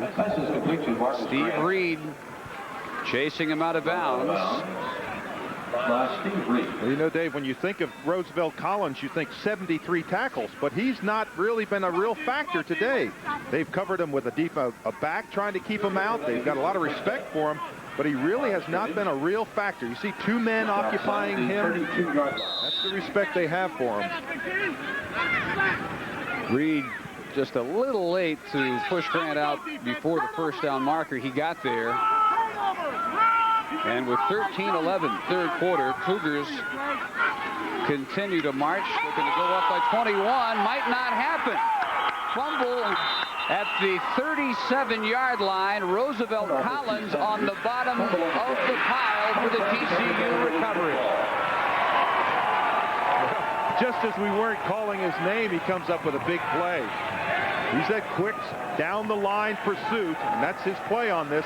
He just dives in. It really looked like a tie was going to go to Klingler, but Collins able just to wrestle that ball away. Now he's going to be on the left of your screen. See, he's going to come down the line. Now there's the fumble. Now watch how Collins quickly reacts. Klingler comes back for it. Looks like a tie, but Collins comes up with it. And it looked like Sanders didn't expect to get a handoff. He ran right through that give from Klingler. Big break for the Frogs, trying to come back from 14 down. Vogler delivers, complete to Blackwell. 1st down, near midfield. As we check the TCU 1st half possession chart. What a difference the win makes. Look at where they started off. Those first 2 touchdowns, great field position. Blackwell's 5th catch, so he's got almost all the 2nd half to get 4 more for the tight end record. Cedric Dickens ridden to the turf by Ryan McCoy, defensive newcomer of the year last year out of Beaumont Central, and the Cougar tackling leader this year, middle linebacker. And time to grade the TCU muss. Well, first of all, start and finish with Vogler. What a difference the quarterback makes over last week. Keep the ball away from Houston. They have an advantage in time of possession. And get Blackwell 9 catches. He's got 5. And I can promise you there's no one more aware of that than Jim Wacker. He needs 9.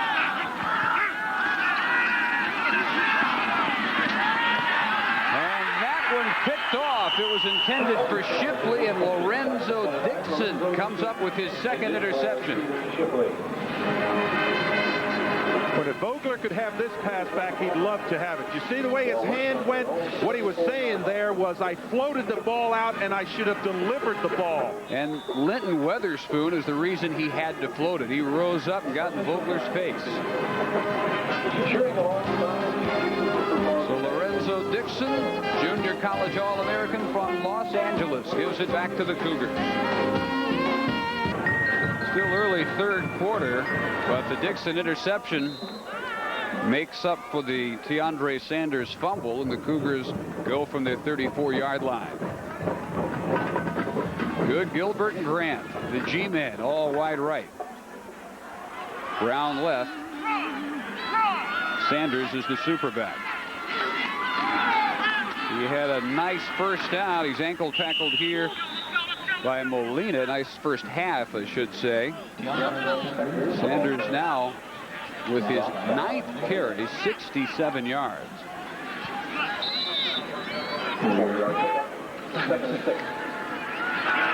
And Klingler got away from Smith on the blitz, but the sack recorded at the 32. And TCU has had good penetration all day on this beleaguered Houston offensive line. So what Houston tried to do that time was go hurry up offense and go on a quick count, and it backfired on them because their offensive linemen weren't able to pick up the blocking assignments. That's a season for a lot of people. That is just in the last 2 games against TCU. With this one, just early third quarter, that sack recorded by Vincent Pryor, true freshman from San Antonio Churchill. In there is Bolden spotted left end, and it's 3rd and 11.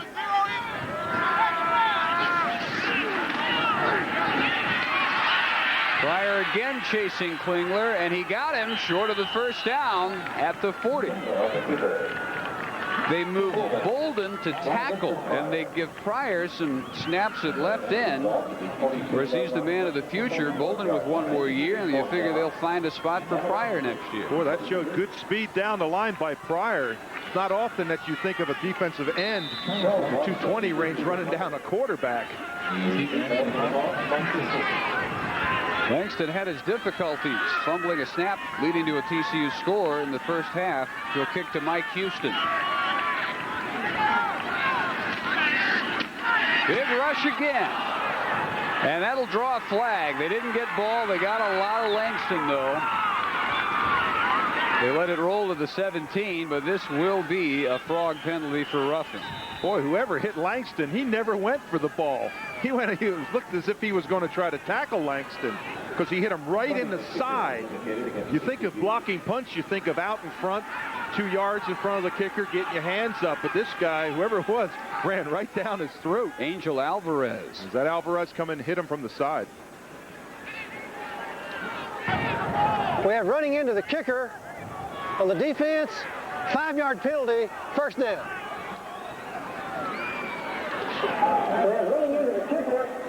Now watch Alvarez from the left of your screen. He's not even going to try to block the punt. He's coming right at the kicker. Look at this. Boom. Now that's kind of running into the kicker, wouldn't you say? This is the 7th TCU penalty. They have been particularly untimely. Well, you give an offense like this, if you want to keep the ball away from them, you don't give them other new opportunities. It's the first down, another set of downs. You just don't give Houston that much time. Good fake to Sanders, and Klingler wishes he had given the ball off because he is again sacked by Collins at the 38th. 7 sacks of Klingler today. Well, Roosevelt Collins might have woken up when he heard us say that we haven't mentioned his name, because the last series he's been in there. This is Collins' sack. He's 48. He comes from the left of your screen. Watch his protection break down. You just keep on working as a defensive lineman. Just keep on pushing your way through. Klingler's lucky right here. He flipped back over backwards and almost hurt his. See how his foot came out? Boy, he could have sprained an ankle easily on that play.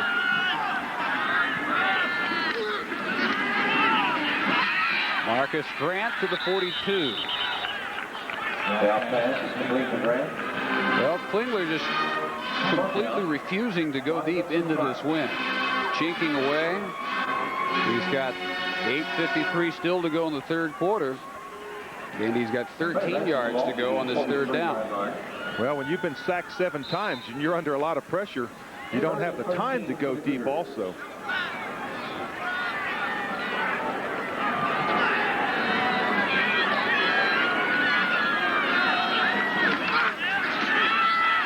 Chased again.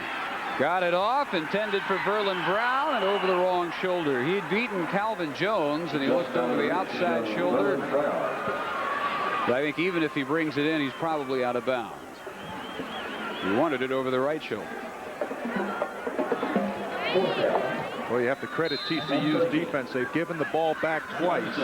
They got that fumble, and now they've held them on a good series here. So TCU is still in this football game. I know they've got to score points, but their defense is really the thing that's kept them in this football game. Well, let's see if they play return this time. Nope, heavy rush again. They got Langston at the 27. And Alvarez, a big part of it after his mistake on the previous punt.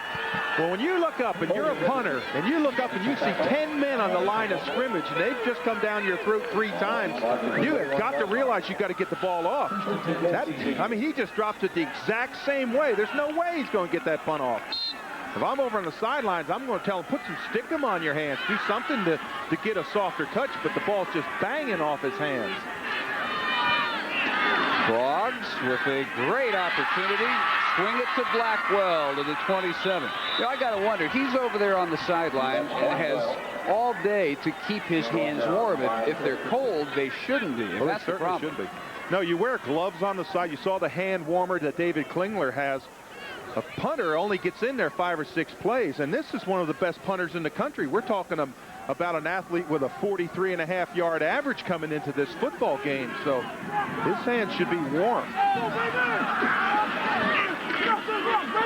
Curtis Modkins inside the 25, and that'll bring up third at about 2 or 3. Let's pause briefly for station identification on the Raycom network.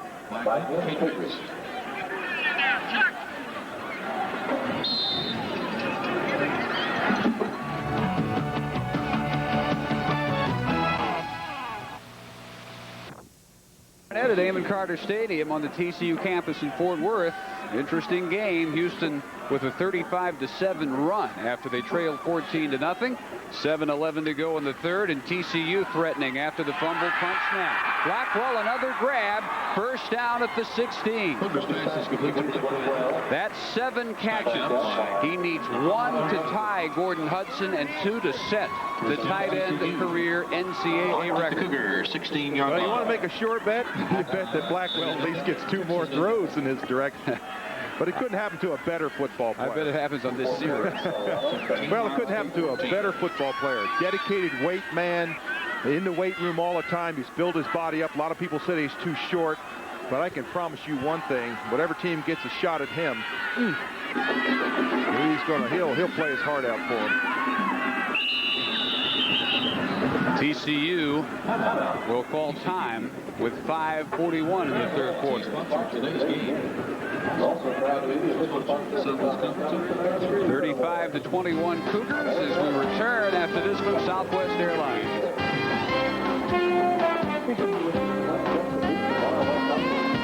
One to go, third quarter. TCU will go 1st and 10 from the Cougars 16. And they will line up Blackwell, strong side left. 3 wideouts right on first down. Modkins up slot right. Cougars want the max blitz. Frogs pick it up. Catch. Shipley. Touchdown. TCU, number 87, Stephen Shipley. Believe it or not, that is Stephen Shipley's first touchdown pass this year. There was no denying him on that play.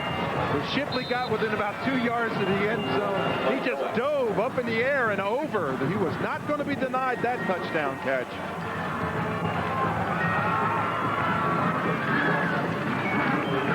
Wilkinson to make it 35-28 out of Mike Nowak's hold.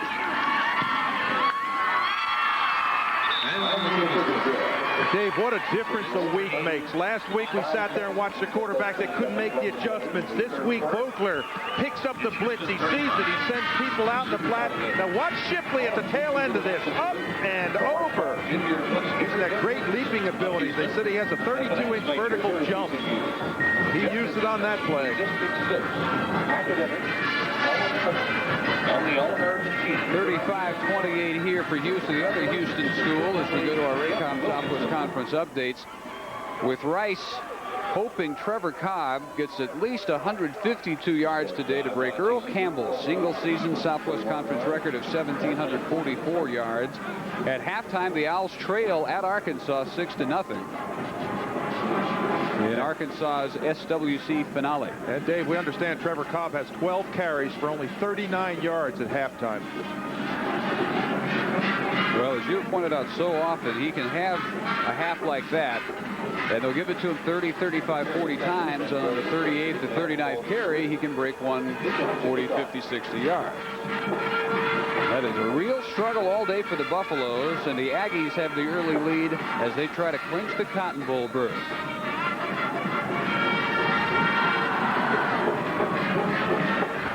Grand holding, Beacon kicking. That's a spiral. Perry from the 3. Danny Perry with the flag down to the 45-yard line if it stands. Well, that flag is thrown all the way back at about the 20, 21-yard line.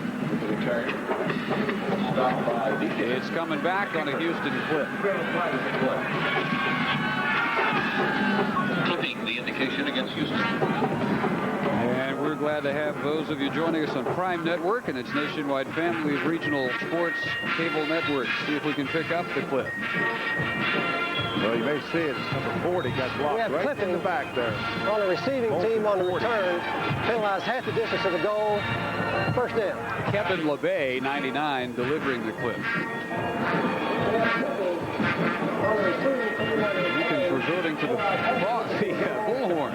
Try and make himself heard. He's right in front of the TCU band. And if Klingler can get him up the field, they can move away from that band and be heard better.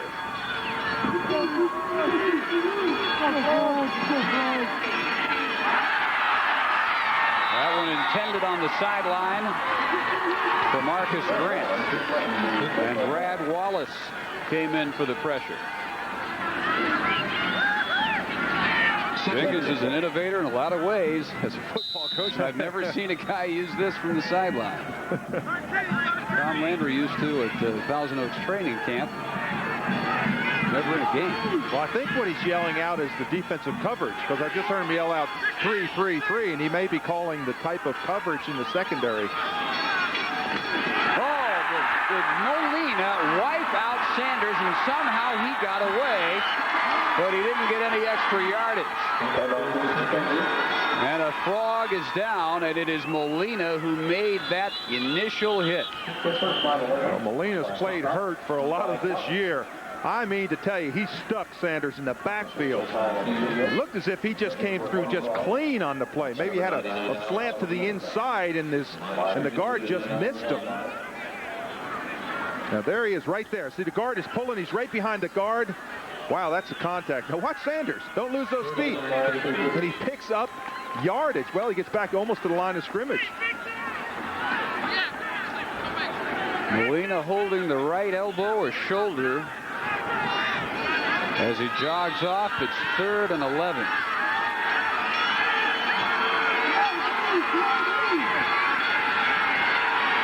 Finally, some time. And the catch made for the first down. That is a big grab for Verlin Brown. Boy, the timing that Klingler had back there, he could have eaten a sandwich and still thrown that football. He wanted to look like he wanted to get out of the pocket, but then he just, watch his feet. All of a sudden now, I got to get out. Nope, I'm going to square back up. I've got all the time. Look at the time my line's giving me.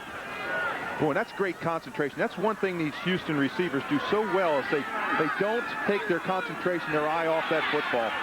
Quick toss, Marcus Grant. And he'll be close for a first down. Didn't get out of bounds. 5:37 in the quarter. No measurement needed. First down. 3 first-half touchdown catches by Grant. Half as many as he had in the entire first 9 games.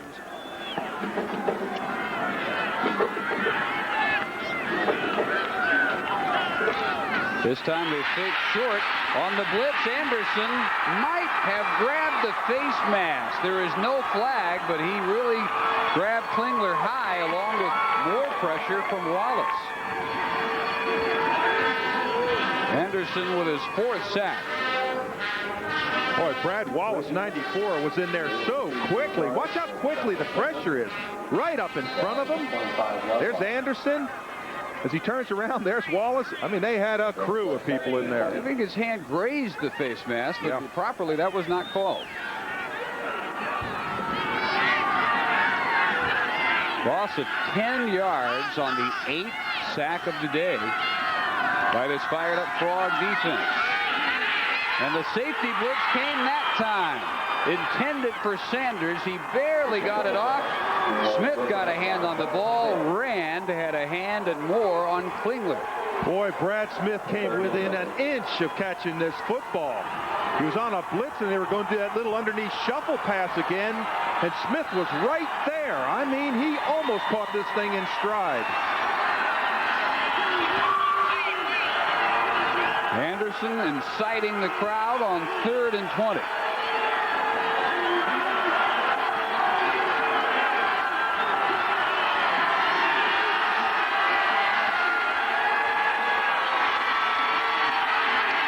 And again, hurried, and again incomplete for Grant. When TCU gambled that time, they sent 8 men on that blitz. 8 people. That means they left 3 one-on-one coverage, and they were able to get to them. Watch the number of purple shirts coming into your picture. You'll see them all over the place. They just took a chance. There's Collins in his face. They took a chance that they could get to him. Now, if I'm a punter on Houston, I want to get this one off. High snap, Langston running for his life. At the 17, they get him again. I can't believe it. Well, at least he caught this one. What a day Langston has had. He's a decathlete. He was 3rd in the conference in the decathlon. He is a good athlete, but look what he has had happen today. First kick goes 32, fumbles a snap, runs into the punter, tackle before the punt. John Jenkins sees this 7-point lead in real jeopardy now. Well, in fairness to him, that was a very high snap. And when he brought it back down, the pressure was right in front of him. He really didn't have much to do on that play. There wasn't much of a way he could bail himself out of that troubled spot. Give us to Modkins. Got outside, inside the 10. There's some quick feet. Eric Blunt chased him out. Out of bounds. Well, they always say speed kills, and that's the difference right there. Modkins was, when he was going inside, he was going to get no yardage. He kicked on those little afterburners and got outside and picked up about 8, almost 9 yards. About 8 yards on that play.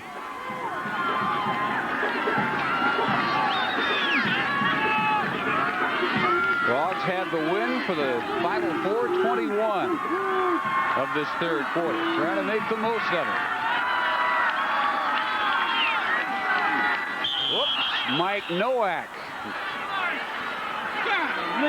giving himself a hard time. Boy, and there's no, see, look at Jim Wacker's response. Oh, man. There is no penalty that kills an offense more than a 5-yard penalty when you're on the you're offense, inside the 5-yard 10-yard penalty, line. still 2nd down.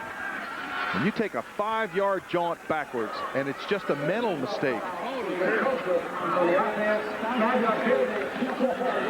TCU not burned all that badly by penalties, yardage-wise, but their timing has been particularly poor. A&M adding a score.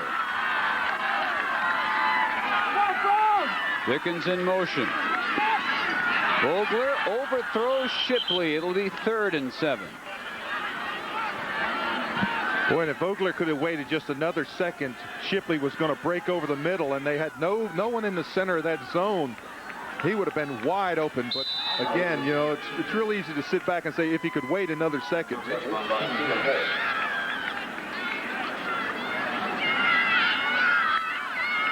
Might keep an eye on Shipley, the best target at 6'5". They send him short side, top of your screen. Alvarez right.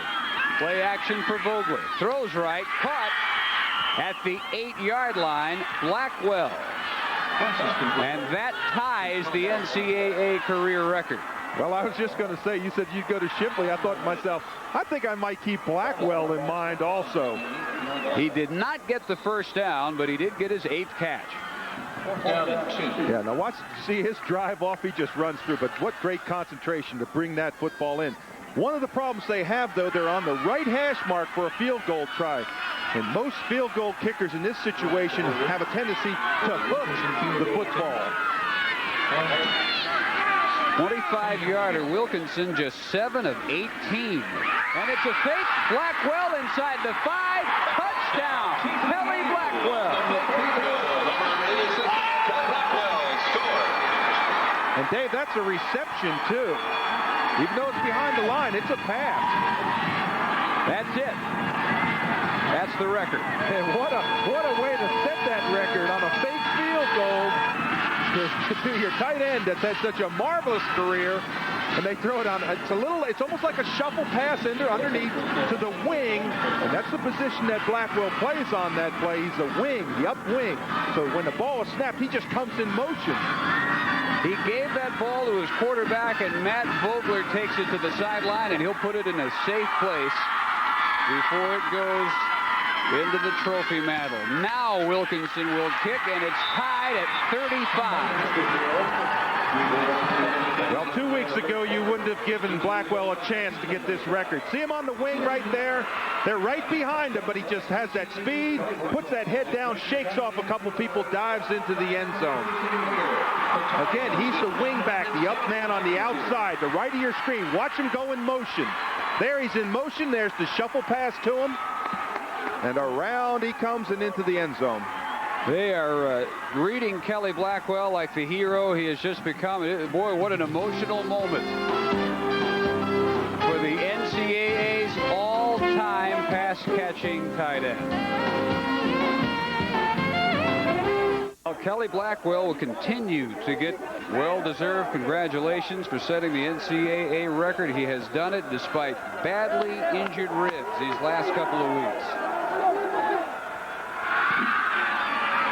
And how appropriate that it comes in a game-tying touchdown on a fake field goal. Deacon's kick returned by Perry to the 25-yard line. What a career for Kelly Blackwell. And we asked him to reflect back on what he considers to be his highlights. Every year we have key people go down, and this year we're on a roll.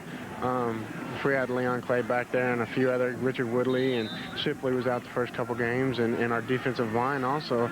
I mean, it could be a totally different season, and this wouldn't necessarily be our last game, and which it is, but it's been disappointing in that respect. But otherwise, it's been a great career. I mean, I love it. I love every minute of it, and I would have no regrets whatsoever.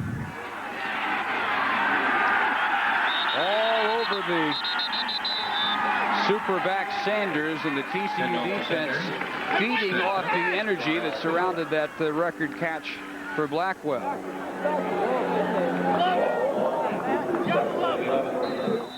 We've got 10 touchdowns on the board already. 8 have come with the win.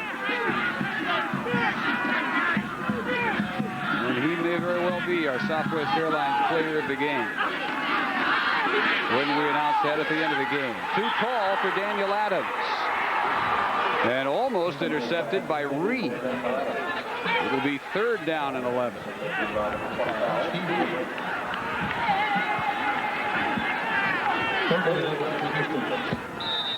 .245 in the 3rd quarter.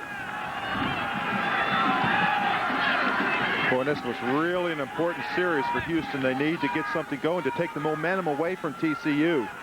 If they don't make this first down, they're going to have to punt again into that win. Smith giving chase, and Collins, and it'll be 4th down. On the keeper. What I can tell you right now is the punter jogs out here. Boy, is he concentrating on the fundamentals. Catch the football, get it off quick. I can promise you one thing, if there's another block punt for John Jenkins, he's going to have a heart attack over there.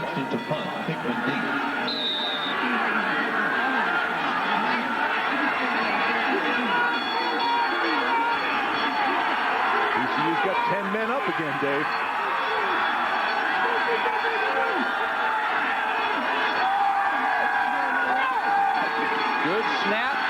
got it off. Anthony Hickman, fair catch at the 46. Well, we're joined by a guy who's got to be a little nervous about things long about now. The University of Houston Athletic Director Rudy Davalos joins us in the booth. And what a game of momentum swings this has turned into. Well, whoever has that win scores points. I think you mentioned 8 out of the 10 touchdowns have been scored with the win. I'm not too excited about this. You know, when you're 5-5 and you're hoping for a lot better things. We've played very erratic today. Have looked very good at times and they looked poorly. I was very proud of Kelly Blackwell on his career catch. Got a little penalty out there, Dave. This may be offsetting. Flag at the 45-yard line. Well, they sorted out. You have turned what could have been just a really disastrous football season into a respectable one, and it may be a plus 500 one. What does that do for your overall program? Well, we've gotten to the point. We've had 9-3, 9-2, and 10-1, and we're not real happy, with this season. But our guys have played hard. We played a heck of a schedule too. We played, of course, Miami beat us, probably be the national champion, in Illinois, and played A&M a heck of a game. Really, the only one in the league so far. We played them real good. And so we're not happy about the season, but we're not crying about it either. Rudy, you've got to be pleased about David Klingler's selection to stay in college football. We have dead ball foul, personal foul. He will graduate in, I believe, 3 weeks, and a lot of controversy over that. A lot of people thought he should go pro. I thought it quite interesting that he felt that strongly about your program. David is his own man. He's a great, I think, a great inspiration to a lot of young kids.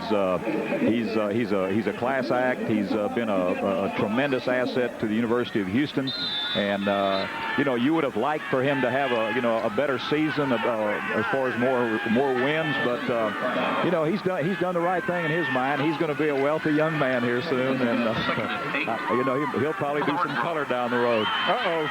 Well, wait a minute now. Let's let him have a career first and let me get a few more years. In and out of the hands of David Lewis. And it'll be 3rd and 8. Well, I thought it quite interesting. I heard a story that he wrote down the reasons he should go pro last year and the reasons he should stay in school, and turned around and said all the reasons that he should go pro involved money, and all the reasons he should stay in school were education and future and those type of things. Well, Dave, he loves to play. He loves college. He's got a girlfriend there. He has a lot of friends. He's from the Houston area. He just enjoys himself. Frogs on 3rd and 8. Under 2 minutes in the 3rd, and Vogler steps up and delivers complete to Shipley for the first down.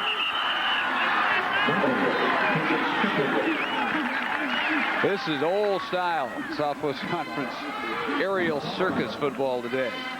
Well, you get two teams like Houston and TCU who have basically committed to throwing the football, and it's appropriate that Blackwell gets his record, against us, or we're going to get records when we play people. And when you throw the ball like both these teams do, you're going to have a lot of records. Harper, wide left. Lewis and Shipley right. As Modkins met immediately by Glenn Cadrez. One of the greatest things that could happen to any athletic program. You had a donation that I don't know if you expected it or not, but it really turned your financial picture around. Yeah, Dave, we had John and Becky Moores from Sugar Land donated $25 million for our athletic facilities. We're going to be building probably an $18-19 million facility, indoor field, all offices, training rooms, weight rooms. It's going to be a great thing for us, not only us, but the conference. Vogler play action. Ball deflected by Cadrez. And bring up 3rd down and 8. We appreciate you coming up here and weathering the wind with us. Well, my old days with you as a color analyst for the Mavericks, we used to be indoors. I think when it gets this cold, I'm ready to go to basketball. Would you push through that NCAA rule that everybody has to have a dome stadium by the turn of the century? Yes, we'll see what we can do. Get working on that. Thanks for coming up. Yeah, you bet. Good to be with both y'all. Rudy Davalos, U of H athletic director.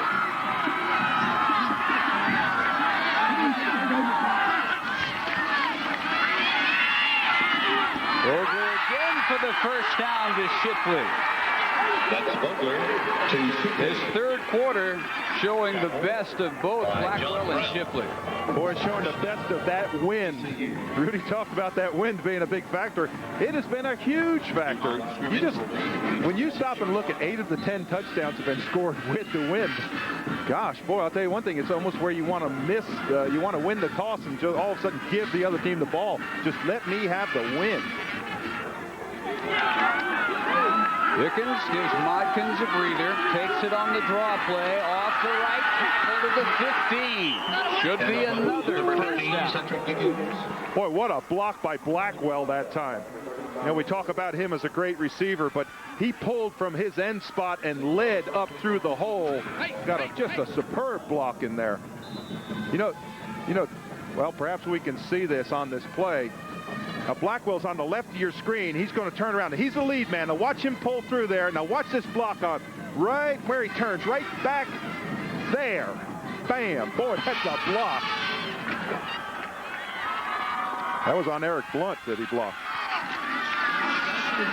Fake draw. Vogler on the roll.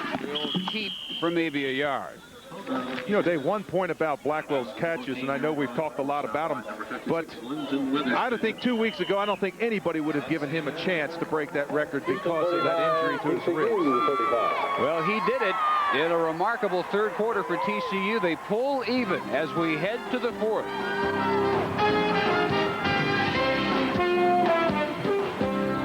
We'll see what TCU can do into the wind in the fourth quarter. 80% of the points have come with it. 2nd and 9 at the Cougar 14. And Vogler has Blackwell inside the 1-yard line. It'll be 1st and goal. Tyrone Davis prevented the touchdown. Well, why not go to the surest hands on this football team, and that's Kelly Blackwell. It'll be 1st and goal for TCU. Again, he just seems as if he just kind of sneaks out there. Watch Vogler just kind of throw it out to him easy. Look how wide open he is. Then he's the big man to bring down. He carries it all the way down to the 1-yard line. And again, TCU misses the snap count. Boy, that really hurts when you jump off sides down here. Now, a lot of times you really have to concentrate on that snap count, because the defensive players are yelling out different signals and things like that. You can't mistake that for your snap count. False start on the offense. Replay 1st down. That was on Barrett Robbins, who is a backup offensive tackle. Third quarter stats. Still a clearly significant edge in total yards for Houston. But TCU, after trailing 35-21, threatening to take the lead in the first minute of the fourth quarter. 640 yards passing. 1st and goal back at the 6. Modkins up the middle to the lip of the cup, and it'll be 2nd down.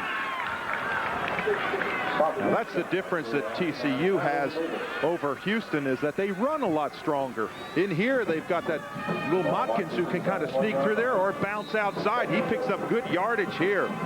Look at those eyes. See those eyes concentrating on where he's going? Gets a good handoff. Find those big linemen. Just get behind him. Put that head down. Squeeze that football. And he's down to the 1-yard line.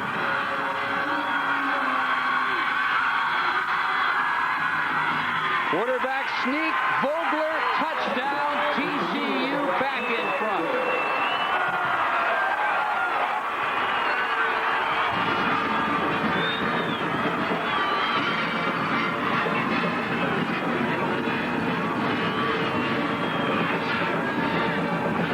Dave, all year, Morse and Marsh, the center and the right guard, have graded out the highest. They're their 2 strong men in there. Morse is the junior, the center, Marsh the senior. That time, Vogler just got down behind him and said, "Big boys, just clear me away," and he just drove into that end zone.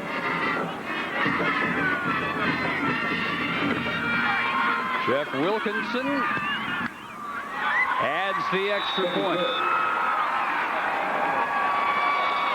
Well, again, just get behind those big linemen. See Morris there, 52, and Marsh, 62, just driving off that football. Frogs led early by 14, fell down by 14, and they scored 21 unanswered points. The Corvette uses premium fuel for hot performance. The human body also needs hot nutritional fuel for top performance. Whatever your sport, General Nutrition Centers has hot sports nutrition products for you, like Hot Stuff, the great-tasting formula of super-dense protein, free-form aminos, and more. It can help push you toward that lean, chiseled, sculpted look. Hot Stuff. Accelerate to top performance. GNC, the authority in sports nutrition products. Hold on, folks. Buckle up. Barkley for three. Oh, no! If you love basketball, this is the show for you. Oh, my! The plays of the week, player profile, and magic moments from the past. It's all in NBA Action. NBA Action every week on Prime Network. Available on most Prime affiliates.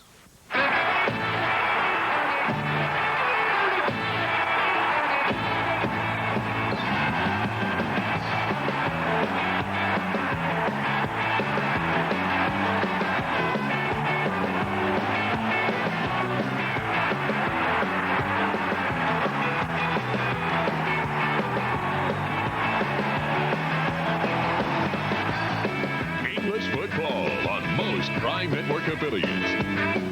The Whacker Gang's packing a triple shoot, but Sheriff Joe and Deputy Dobson are guarding the cotton train. Horny toads and bars shoot it out. This weekend on Prime Network, available on most Prime affiliates. Smart.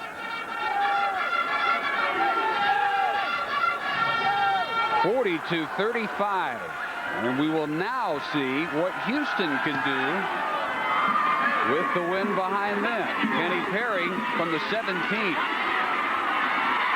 They'll have pretty good field position from the 35, and whereas Klingler settled for the short stuff in the third quarter, you would expect him to start airing it out deep in the fourth. Well, watch out now. He's got that wind at his back, as you said, and he can go farther downfield with less fear of that ball holding up. So I would look for Klingler to go more. He's been throwing into the wind those 5 to 7, maybe 9 yards passes. Now look for him to go downfield. Well, Colorado holds on. They had 30 below wind chill at Ames, Iowa today, and the Buffaloes survived 17-14.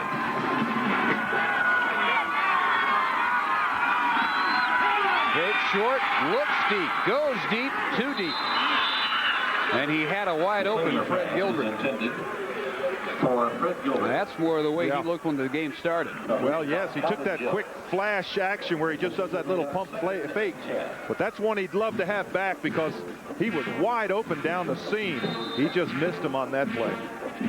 And he drilled it. One of the best things he does is throw the deep ball with touch, but no touch on that one. No, that was a rocket right down the pike.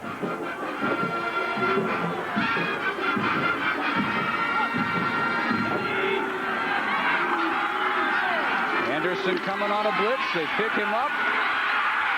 Now they surround Klingler. Got it off, and the catch at the 41-yard line as Tracy Good got blasted. And Klingler is again slow getting up. Boy, he got up. He looked like a punch fighter that just got knocked out. Looked like he staggered when he got up. Bothered with a rib injury and having that flu. But he jumps right back in there and takes control of that huddle. Don't you have to really respect him? Like the Cowboys in the Western, that they keep firing with arrows sticking out all over them. They have done a much better job this half controlling Teondre Sanders. Reggie Anderson not only very active in terms of tackling, but getting the crowd involved this second half. I was just going to make the same point. Every time the play finishes up, Anderson is in there smacking his teammates, popping them on the back, getting the crowd into the game. He's not only doing that duty of leading this team team in tackles, but he is really an emotional leader out there now. They go for it on 4th and 2 at their own 44-yard line. And it is Sanders dragging Greg Evans all the way to the TCU 45. That's confidence in your offense. Boy, that is, and what a good read by Sanders on that play. He could have been stopped, but he's just with that good vision that you expect out of a good running back. He sees the seam and just squirts through it. Now, look, if he takes an inside move, see that little adjustment back outside? That's what made the play. If he doesn't make that adjustment, he runs smack into the defensive tackle. That's confidence in your offense and a lack of confidence in your punting game. Both on display for John Jenkins here. Short toss, Gilbert up the side, close for a first down. They mark him out at the 38. Anderson chased him out over there. Boy, and that speed of Gilbert and that wide out, that cornerback's off 7-8 yards. And he just refuses to come up and to close on him for fear that the long bomb is going to come. Another quick toss, incomplete, and it was intended for Ron Peters. First time they've thrown to Peters today. Well, they didn't even see Peters out there. There's a flag down on the play on this side, but Peters, it almost as if he had snuck out there. There was no coverage whatsoever on him. If he's able to catch that football, he goes downfield for a touchdown. But it would have been called back because the penalty is going to be against Houston. We have a legal motion on the offense. Penalties decline. Third down. Boy, they'll look at this on film and just absolutely cringe when they see how open he was, or would have been. The corner had not even gone out there with him. The corner had, you see him at the top of the screen now, but on the last play, he wasn't even out past the numbers.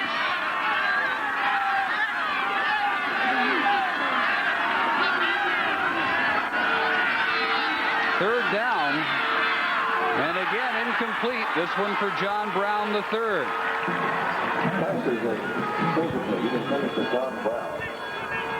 JB3, one of 3 JBs on this team. The other 2 are DBs. Boy, you got to catch that pass. That has got to be a completion.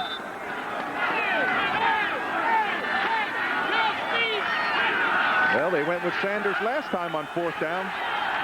Not much question. They'll go for it on this 4th down. But a little bit different, Dave. It's over 2 yards. And they have Sanders at a slot. Quick toss. First down, Freddie Gilbert. If you're the Frogs, you go to the all-time tight end. If you're the Cougars, you go to the nation's leading pass catcher. And did you not think Freddie Gilbert knew exactly how far he had to get? He didn't try to juke. He put that head down and said, hey, I'm going to play fullback on this play. Watch how quickly. Now watch Gilbert. I got to get up to that stripe, put that shoulder down, and just drive up there. Smart play by a veteran player. Alvin Jones on the tackle. 11 minutes to go. And dropped by Berlin Brown. Now they're wearing gloves. Was that having an effect?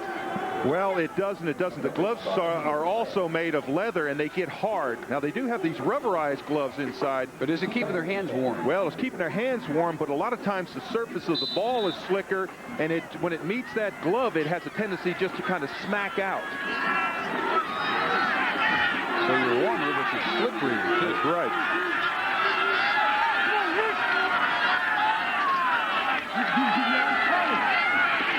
Klingler with protection. Finds the open man who drops the ball at the 2. Daniel Adams. Oh. What happened?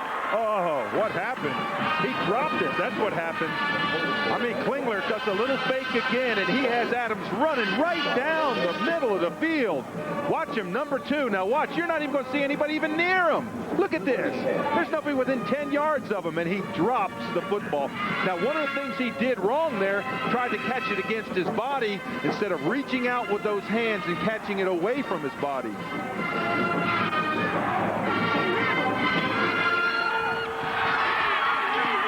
Klingler under pressure and almost intercepted by Evans. Evans was the man in the neighborhood of Adams on the previous play, whose footsteps Adams may have heard. Again, slow getting up Klingler, but he does get up. And it's 4th and 10. Well, that time Grant broke off his pattern. I don't know why Grant broke off, but he ran about a 10-yard pattern and just stopped. And that allowed Evans to recover back and help in the coverage. They tried a 61-yarder in the first half, and the first man ever to hit the 400-point mark will try a 50-yarder here. They're one man short. They better call timeout, and they do. Jim Herndon was the true freshman racing onto the field, but they still had to burn a timeout. Each team with 2 timeouts. That much time left in a barn burner in Fort Worth.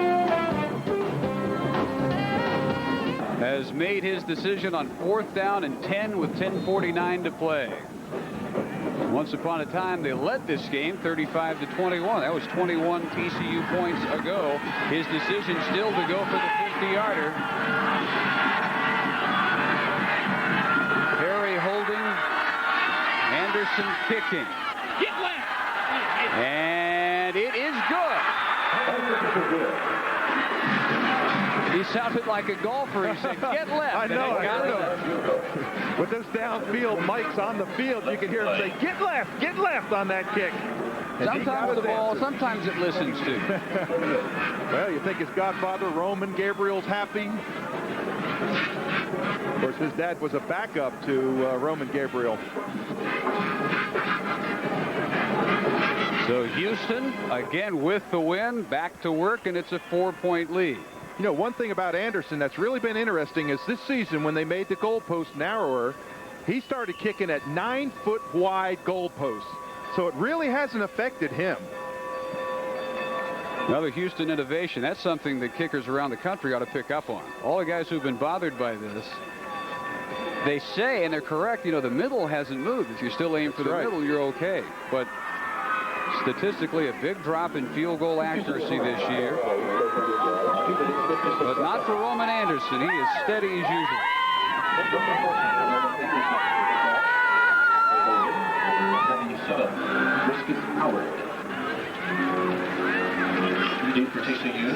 He'll kick as Brisket Howard holds for him to either Houston or Morey.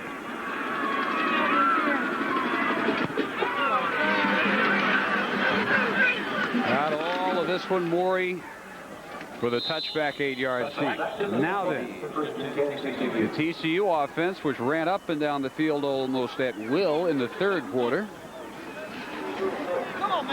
What do they change strategically into the win? That's the question we'll see answered now. Well, one of the things they should do is use that same ball control. They've had a good success with that running game. They've been able to drive and control that football. They wanted Vogler to be very sure on his pass attempts, but burn up that clock. That's the way you keep Houston from scoring. They give the Modkins on 1st down, weaving his way to the 27. Exactly what they wanted. 7-yard gain. The Houston scoring drive, 12 plays and only 33 yards. Anderson officially 49 yards on the field goal, and that's 4 yards shy of the school record.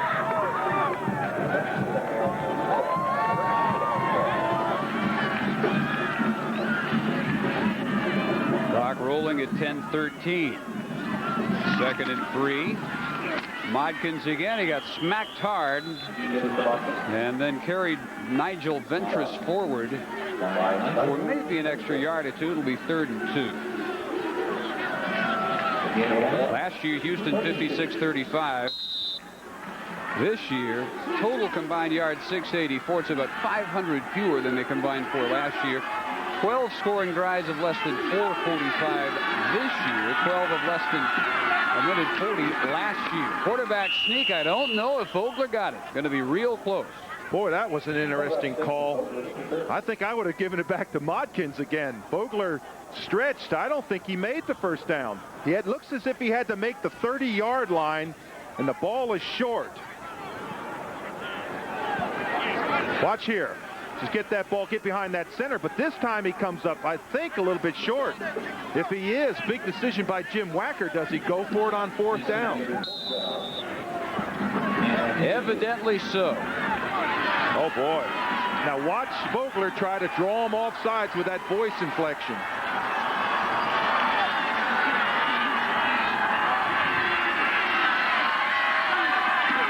again, and no problem. First down, TCU. We are seeing some gutsy coaching. Boy, oh boy. It's the Jack Crow factor. Boy, it is. Go for it on fourth down. Now, this time what Vogler does is he steps outside. Had he tried to that quarterback sneak again, they had stuffed the center in that. But he steps outside. Watch. Step to the right, outside that guard, and find that seam. Crow going for it on fourth down at his own 19 for Arkansas against Texas. Evidently starting a trend around this conference. It worked for him, and it's worked for both Jenkins and Wacker in their own territory in this second half. Pump fake, Vogler deep. And Shipley with the grab. Did he hang on? No. One ref did not see him drop it, and the back judge will wave off the catch by an enraged Shipley. Well, I think what Shipley was saying and what that judge thought he saw was that he came down with the football, the side referee, but the back judge called it incomplete. Shipley really hopping mad when he first saw that call made, and then he calms down. Let's see if the AstroTurf causes this to pop out. It looks like a tremendous catch. Look how high Shipley goes. Now he's got control of it, and the ball just comes out. He did not have control of it, I should say. Good call. You've got to come down with control of that football. Awfully close.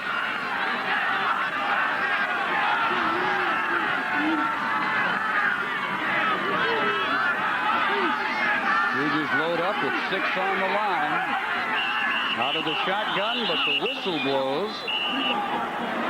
And that might be delay of game.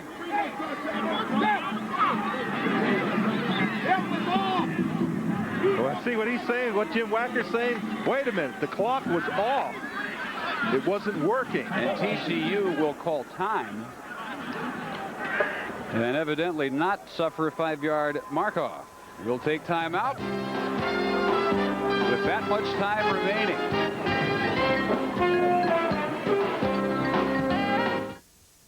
Hey, sports fans, Sunshine Network gives you a great opportunity. Dial a Dolphin. Talk directly to Miami's gridiron heroes and coaches. Dial a Dolphin. See the game through their eyes. Dial a Dolphin. Look back at last Sunday and look ahead to this Sunday. Dial a Dolphin. You make the call every Monday night. Dial a Dolphin. Miami Dolphins Monday Night Magazine. Brought to you in part by Olive Garden and Sound Advice. At the Olive Garden Italian restaurant, we speak a different language. We have no words for can't. And won't. And impossible. No phrases for a little less. Or not too much. In fact, we don't know the meaning of enough. Some would say speaking a different language can make all the difference in the world. The Olive Garden Italian restaurant, where all the best of Italy is yours. A lot of cars are taking aim at the imports these days. Well, one American car is very much on target. Buick. Here's their latest hit, the all-new 1992 Skylark. Completely redesigned with more power and advanced features like standard anti-lock brakes. Skylark for 1992. It's got everything you've been looking for. Plus the one thing only Buick can offer you. Buick quality. Hi, Peter! How are you doing? Oh, I know who that is. Another Peter Rolfe fan. They are everywhere.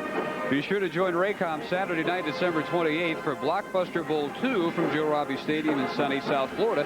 The 8th-ranked Alabama Crimson Tide will take on the Big 8 runner-up Colorado, Oklahoma, or Nebraska in the Blockbuster Bowl Saturday night, December 28th on Raycom. Peter Rolfe, by the way, our boss, executive producer of Raycom, and a legend here in Fort Worth. 8:29 to play. Option pitch. Modkins turns it up to the 38-yard line. It'll be 3rd and 3. Ventress on the tackle. Iowa starting to open it up on Minnesota. Arkansas still shutting out the Owls. Washington State by 1, second quarter. That would be a huge upset. That won't happen. That will not happen. This is one. That they cannot do. Incomplete. They went for Blackwell, who thought he was interfered with by Tyrone Davis. But a clean deflection, and it's 4th and 4. And look at Blackwell walk over there and say, he was on my back. It was awfully close coverage. Let's see if we perhaps can see how close the coverage was. Watch when the ball is thrown. Now watch the coverage. No, he's not on him. He steps in front of him and doesn't put that back hand on. That's just an excellent play. Deacon again, very short kick, does get the roll. And Steve Harris on his knees at the 29-yard line. Those who have come to Amon Carter Stadium have seen one of the better shows in college football this year. At 7:46 still to go as we return after this from Southwest Airlines.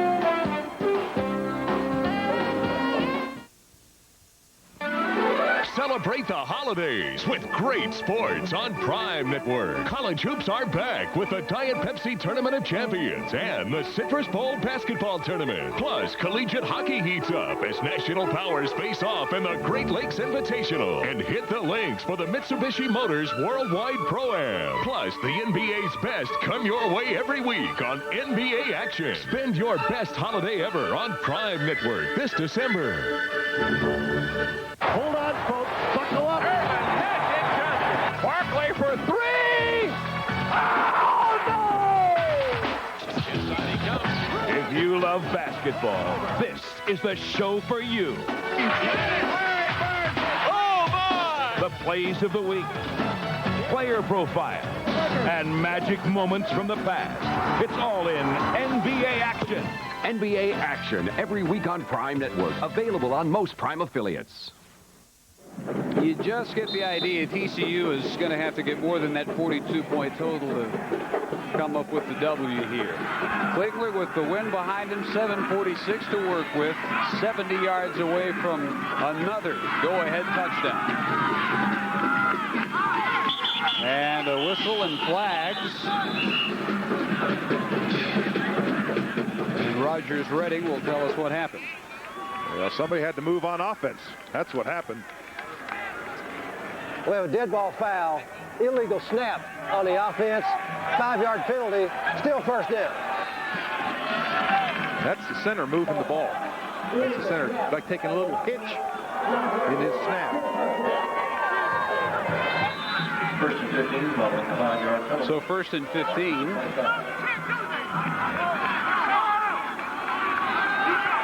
Klingler could get over the 400-yard mark on this drive if he can still stand up. Moulton came, Bolden came, and Vincent Pryor helped out against Klingler, and again he pops up. I want to tell you, he has got to be one tough person. For him to take this pressure and to go down this number of times, he is just, boy, he is a super tough person back there, quarterback. That's 9 TCU sacks today. And they're coming again. Shovel pass, Sanders. Spins off contact to the 35. And on 2nd and 23, he gives them 18 of the 23 before Rand and Jones finally make the tackle. Boy, and when the coaches tell you wrap them up, they mean wrap them up. And this is exactly what happens. They don't wrap them up. Look right there. You just keep your arms on them. That was Evans that went down. And he could have stopped about a 2-yard gain. Instead, he gets a big gain. East Carolina trailed in that one for a while. Still scoreless in Austin. Klingler keeping battered again. Will not have the first. Now will Jenkins go for it again in his own territory on 4th down. Boy, I hate to think that's a design play when I've got Sanders back there finding those holes. Big decision here for John Jenkins. He's saying, hey, we're taking a page out of Jim Wacker's book, and we're going to go for it too. Well, Wacker took one out of Jenkins' book. Who took one out of Crow's book. And on 4th and 2, here they come. Maybe Klingler can pull him off sides. If it's Roosevelt Collins off sides, I can promise they're going to be upset. But he's going to take a timeout just to talk about it. Make sure they have the right play. 5:52 down to their final timeout. Stadium. Bungee jumping. I have no idea why anyone would want to do that, but they've been doing it all afternoon. And inside the stadium, after the Houston timeout, 5:52 to go, 4th and 3. And here come Klingler and the Cougars. Well, if it's me, I give the ball to Sanders. I let him find that little hole.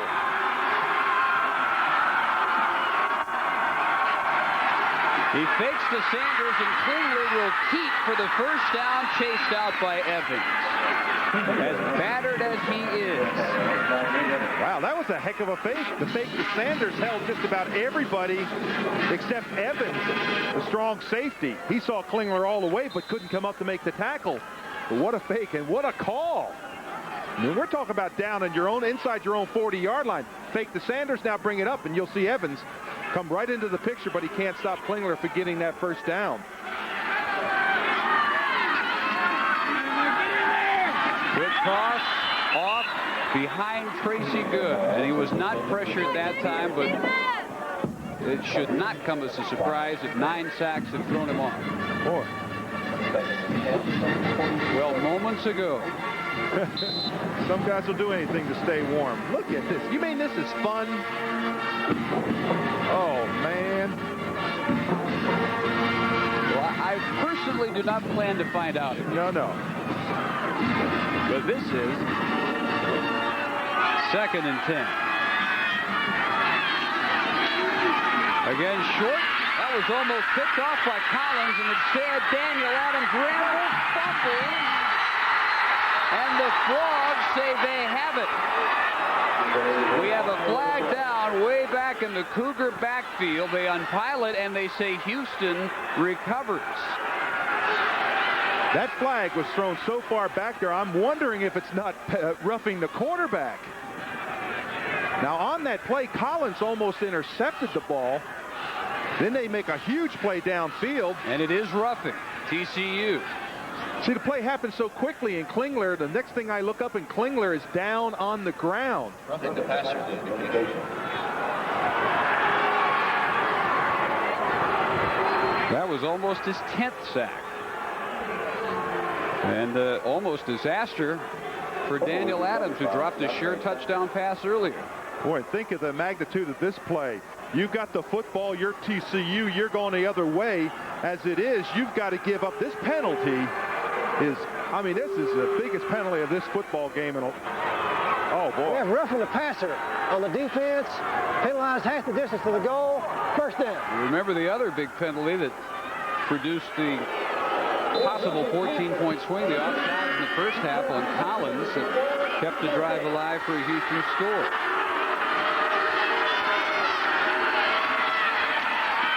To the sideline, Berlin Brown making Tracy Good. Good out of bounds at the 7. Brandon Hickman over there with him. 5:17 to play. Baylor now knows who they will play in the Copper Bowl. It will be the Indiana Hoosiers.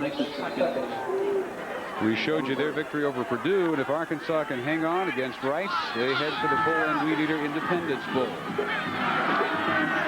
They've held Cobb to 89 yards so far. Into the end zone, almost a stretching grab for Marcus Grant.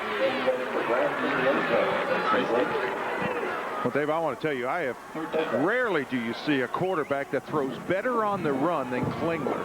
He just snaps that body, whether he's running left or right. It doesn't make a difference if he throws across his body, and he just drills it in there. That ball is about 3 inches from being caught, and he's running with the football and throwing it. 3rd and 2 for the first down.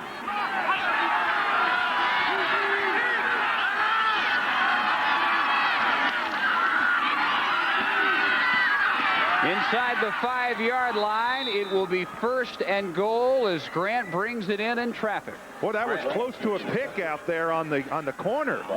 You know the old basketball pick where you wipe off one guy? Watch this play right here.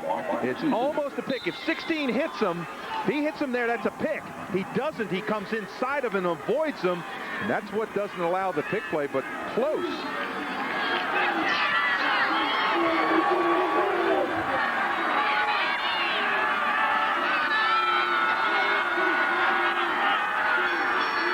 Play clock at 5 as they get the snap off. The give is to DeAndre Sanders. Breaks the tackle. Touchdown. Houston back in front. Boy, that'll bring a smile to John Jenkins' face. And I haven't seen anybody bring down Sanders all day with one person. Alex Molina is the pro who had a chance to stop him for a loss. They had him in the backfield. Really, at the point of attack, he is stuffed right at the point of attack, and he just bounces outside for that score. Anderson can give him the 3-point lead. This is, of all the extra points we've seen, the most critical of the day, and it's perfect. Well, again, Dave, watch Sanders at the point of attack. It's supposed to go right off the guard. Now, he gets in the pile there. You see Molina hit him. 99 is right there in front of him. Now, he just doesn't get tackled. He just bounces outside. DeAndre Sanders brings Jenkins Cougars back. They're in front, but a lot of time left for Vogler. 38 to play. And after Roman Anderson's kick, TCU will hope for the best in terms of field position. Every yard so critical because of the wind factor.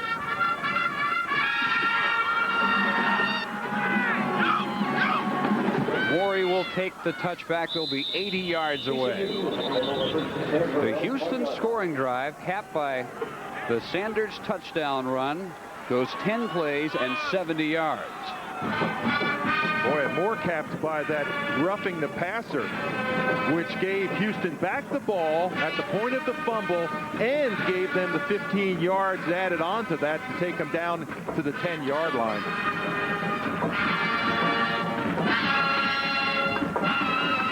Modkins is the setback. Vogler's down all the way at quarterback, and on the draw play, Modkins leaving for about 3. Linton, Weatherspoon, and Cadrez on the tackle. And a flag is down. That'll stop the clock at 4:32. Modkins today, 22 carries, 85 yards if this stands. We have offside on the defense. 5-yard penalty. Still first down. It won't. 1st and 5. Monday night, December 30th on Raycom. It's the Freedom Bowl from Anaheim, California. The Tulsa Golden Hurricane, which handed Texas A&M its only defeat this year, will face either San Diego State or BYU. Make plans now to join us December 30th for the Freedom Bowl. Vogler just does get it off, and it was slightly behind Blackwell and incomplete. You know, when I saw that promo about the Freedom Bowl, I thought of that San Diego State BYU game. Over 1,200 yards passing. The game ended in a 52-52 tie. Detmer brought him from 28 back in the second half in that game, and Vogler, who has played with the sore hip all day, looks like he might have again re-injured it, but stays in. You got to get him out of there with a lot more than one hit in this game. Across the 30 is Modkins. First down, Frogs, as we roll near 4 minutes remaining. Well, the fans are thinking about a 3-point tie. First of all, they don't know Jim Wacker. Secondly, they don't know the wind that we've got blowing here. I think they do know the wind, but we've talked a lot about it. There it is. It'll be right in the kicker's face. You're talking about a wind that would lessen a kicker's distance by at least 15 yards. Michael Jackson in motion. Option pitch. Modkins tripped up. That's a huge tackle. And Ryan McCoy prevented maybe 10 more yards at least for Modkins. He had that kind of room over there. Only twice this season has a TCU quarterback finished a game he started, and Vogler's 325 away from doing that. Last time a TCU quarterback made it through a season unscathed Reuben Jones, 1983. 8 years. Plenty of time, incomplete. Shipley pretty well covered by John W. Brown. Really a huge play right now for Vogler. It's going to be 3rd down, about 9. You can see him on the sideline getting ready to send in the play. Jim Wacker has a lot of influence on that. The coaches up in the booth here are signaling down also what type of play to run.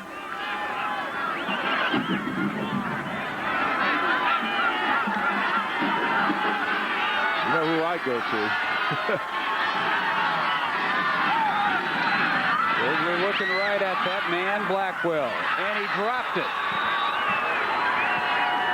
If he brings it in, it's another 1st down. Well, I thought he got held when he made his break on the line. He doesn't get up complaining, but the ball was there. You ever wanted to catch one, this was it. But I thought he got held right there. See the backhand, that's Tyrone Davis. But that ball hit him right in the face mask. Went through his gloves. Again, watch this. That ball's very catchable. And boy, that's something you don't see much out of Blackwell, to drop one right there. He's caught 10 already today. That's his 1st drop. Frogs go for it, 4th and 9. This might be the whole game for TCU. Catch for the 1st down by Stephen Shipley with a yard to spare, if that. Boy, I'll tell you what, you have got to love the courage of these two coaches. 4th down, that doesn't mean anything. That just means another opportunity to go for it. If they don't make this play, if Jim Wacker's team doesn't make this play, this is the ball game. Goes to a sure-handed receiver in Shipley. Great concentration again by Shipley to bring in that 1st down, to keep this drive alive. And that might have been the sharpest pass that Vogler's thrown all day. Fake to Modkins. He'll go deep. And it'll be picked off by Kevin Batiste.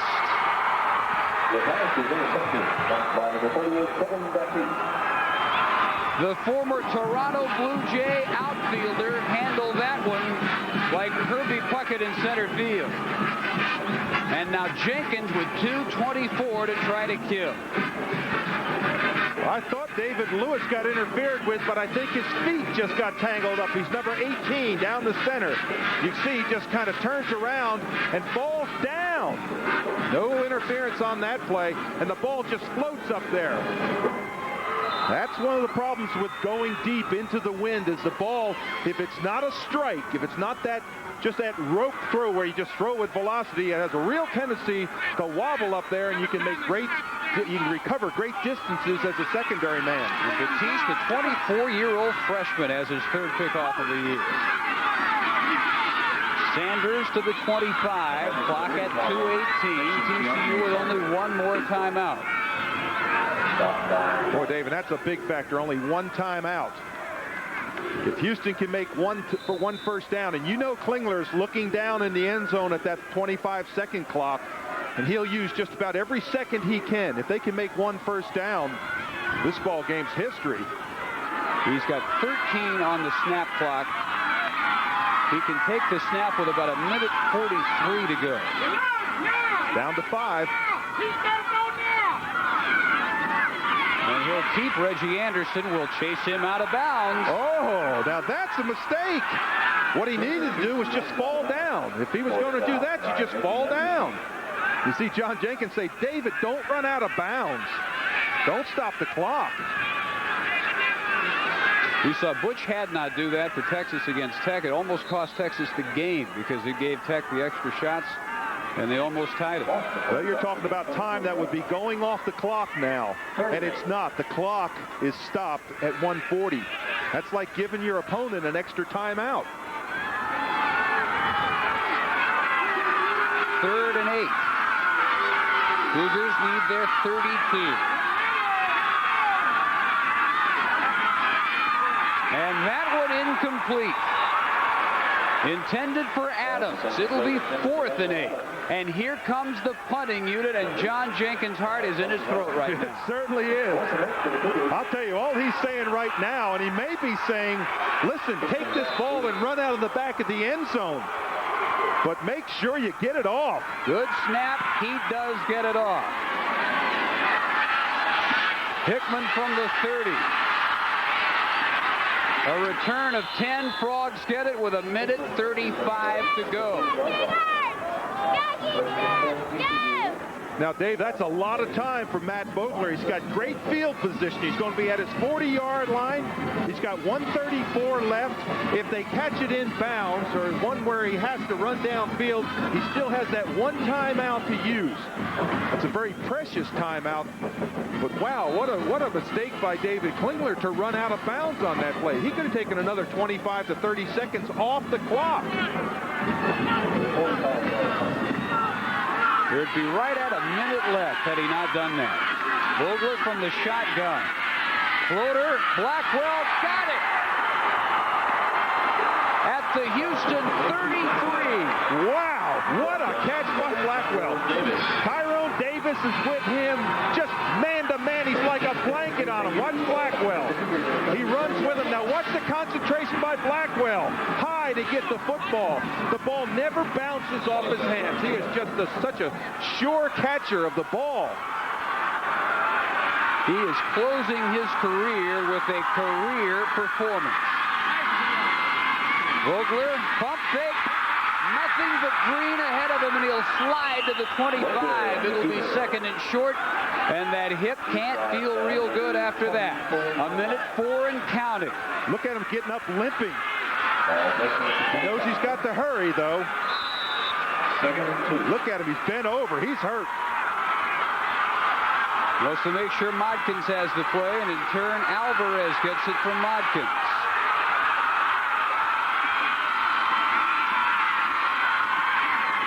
Too tall and almost brought in anyway by Shipley, and now Shipley may be shaken up or maybe just disappointed.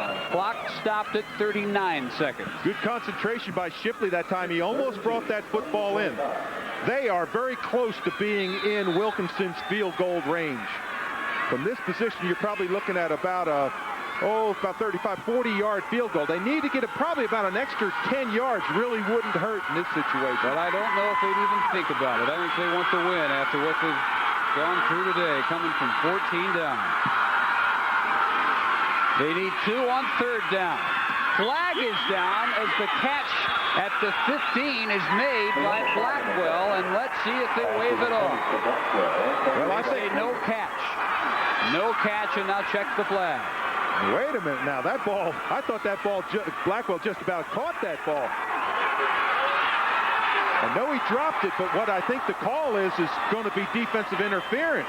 From where that flag is thrown, it's way in the back. That almost always is some form of interference. Now, whether Blackwell pushed off or whether it's defensive interference, that's the determination. Holding, which is an interference call. Let's look at number 30, Tyrone Davis here. There's Blackwell. Watch him come off here. Now see if he doesn't hold. Right there. Blackwell just drops the ball. It's behind him a little bit. That might not have been the hold, but that didn't really look like holding to me. That looked like a good contact. Holding might have been at another position. But again, 1st down. Now they've got it on the 15-yard line. They're assuredly in field goal position at least. Pump fake. Vogler wants it all for Shipley. Caught. Touchdown.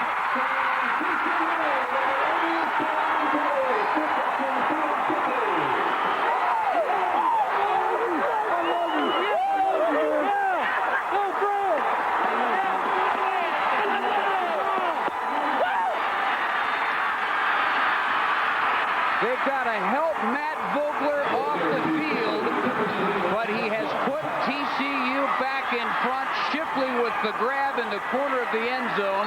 Did he run out of bounds and come back in for the touchdown catch? Well, I can tell you this. When you can jump 32 inches, you can go high for that football, and that's what Shipley did on the tail end of that. The defensive player, Brown, was in great position on the play. If Wilkinson hits it, TCU up by 4 and a flag down. Flag is down. And again, we'll await the ruling from Rogers Redding. There's Vogler. Look at him. He's in a lot of pain. He never saw it. Well, he had one more pass in him. And he had a perfect strike to Shipley, but watch the pattern Shipley runs. Bottom of your screen. He's right down here at the base now. Watch and see if he goes out of bounds right there. He's out of bounds. He's out of bounds and then comes back in to catch the football. Yes, he goes high enough. He does come down with the football. That's that vertical leap. But hey, he was out of bounds. Wacker will take it. No questions asked. With 28 seconds to play, let's look at another dude. Dave, he wasn't even close to being in bounds. He's on the left of your screen. Watch how far out of bounds he is. Now right there, he's at least 2 steps out of bounds. It's not like he stepped on the line. The side judge is Bo Hicks. He's watching the flight of the ball. His head is cocked upward and not down to see Shipley run out of bounds. Clearly, Shipley should not have gotten the touchdown catch, but it's in the books. Way to go, baby. God dang, way to go out. Way to go, Matt. Good job, Matt. Good job,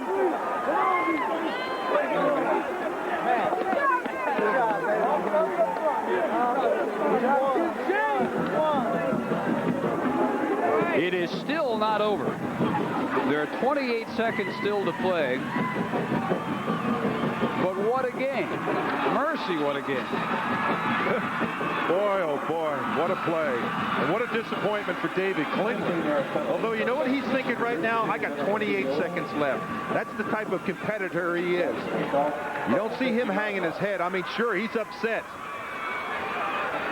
But I can tell you this, he's got 28 seconds left, and he'll make the most of those 28 seconds. And because of that 15-yard mark off in the extra point, they'll kick from midfield. Highest losing score, Arkansas scored 44 in their loss to Tech last year. Houston's got 45. And it may not be enough in this one. Well, we had 91 points scored in this game last year. We've broken that. Deacon hangs it up. This is an excellent kickoff. Perry from his 3. To the 29-yard line with 23 seconds for Klingler to work with. All he needs is one good shot. He's down near the 28-yard line.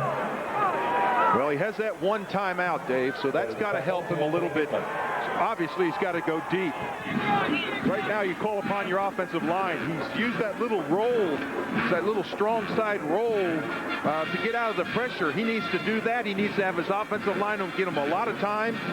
Look for Grant going downfield long. They are 72 yards away.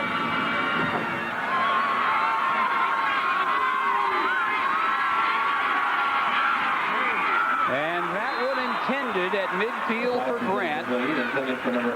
18 seconds left. Second down coming. Well, he had Grant. Grant was wide open. Watch Grant, 81. Why don't you turn inside here? He's wide open. There's nobody around him.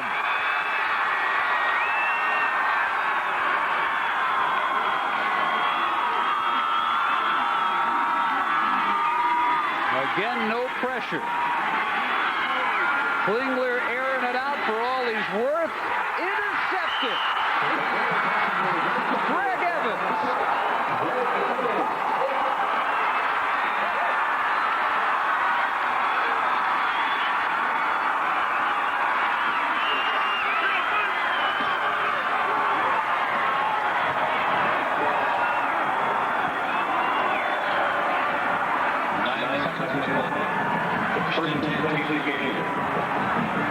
Ladies and gentlemen, we've been told that this is the most points ever scored in the Southwest Conference game by TCU. We said at the outset they're going to look back at 1991 in a few years and say, how did we do this? That summarizes today.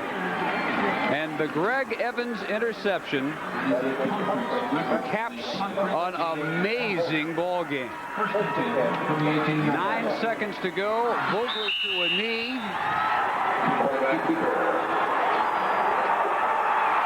And it is all over at Amon Carter Stadium. Well, you hate to say one play determined the football game because it was a marvelous offensive showing. But that pass to Shipley, boy, that one there in the Houston eyes, that one will burn for a long, long time. Postseason competition, 7 wins and 4 losses. The Frogs N91 with their most points scored in a conference game ever at Amon Carter Stadium. And David Klingler, a loser by 4 in a wild one. Is Kelly Blackwell, who ends his career as the NCAA all-time tight end reception leader with 181. 11 today for 124 yards. And he's going to savor this one. 49-45. The Frogs finish 7-4. What a defensive struggle, huh? And what a play to Shipley, that one that was out of bounds. This is the play. Watch Shipley on the left of your screen.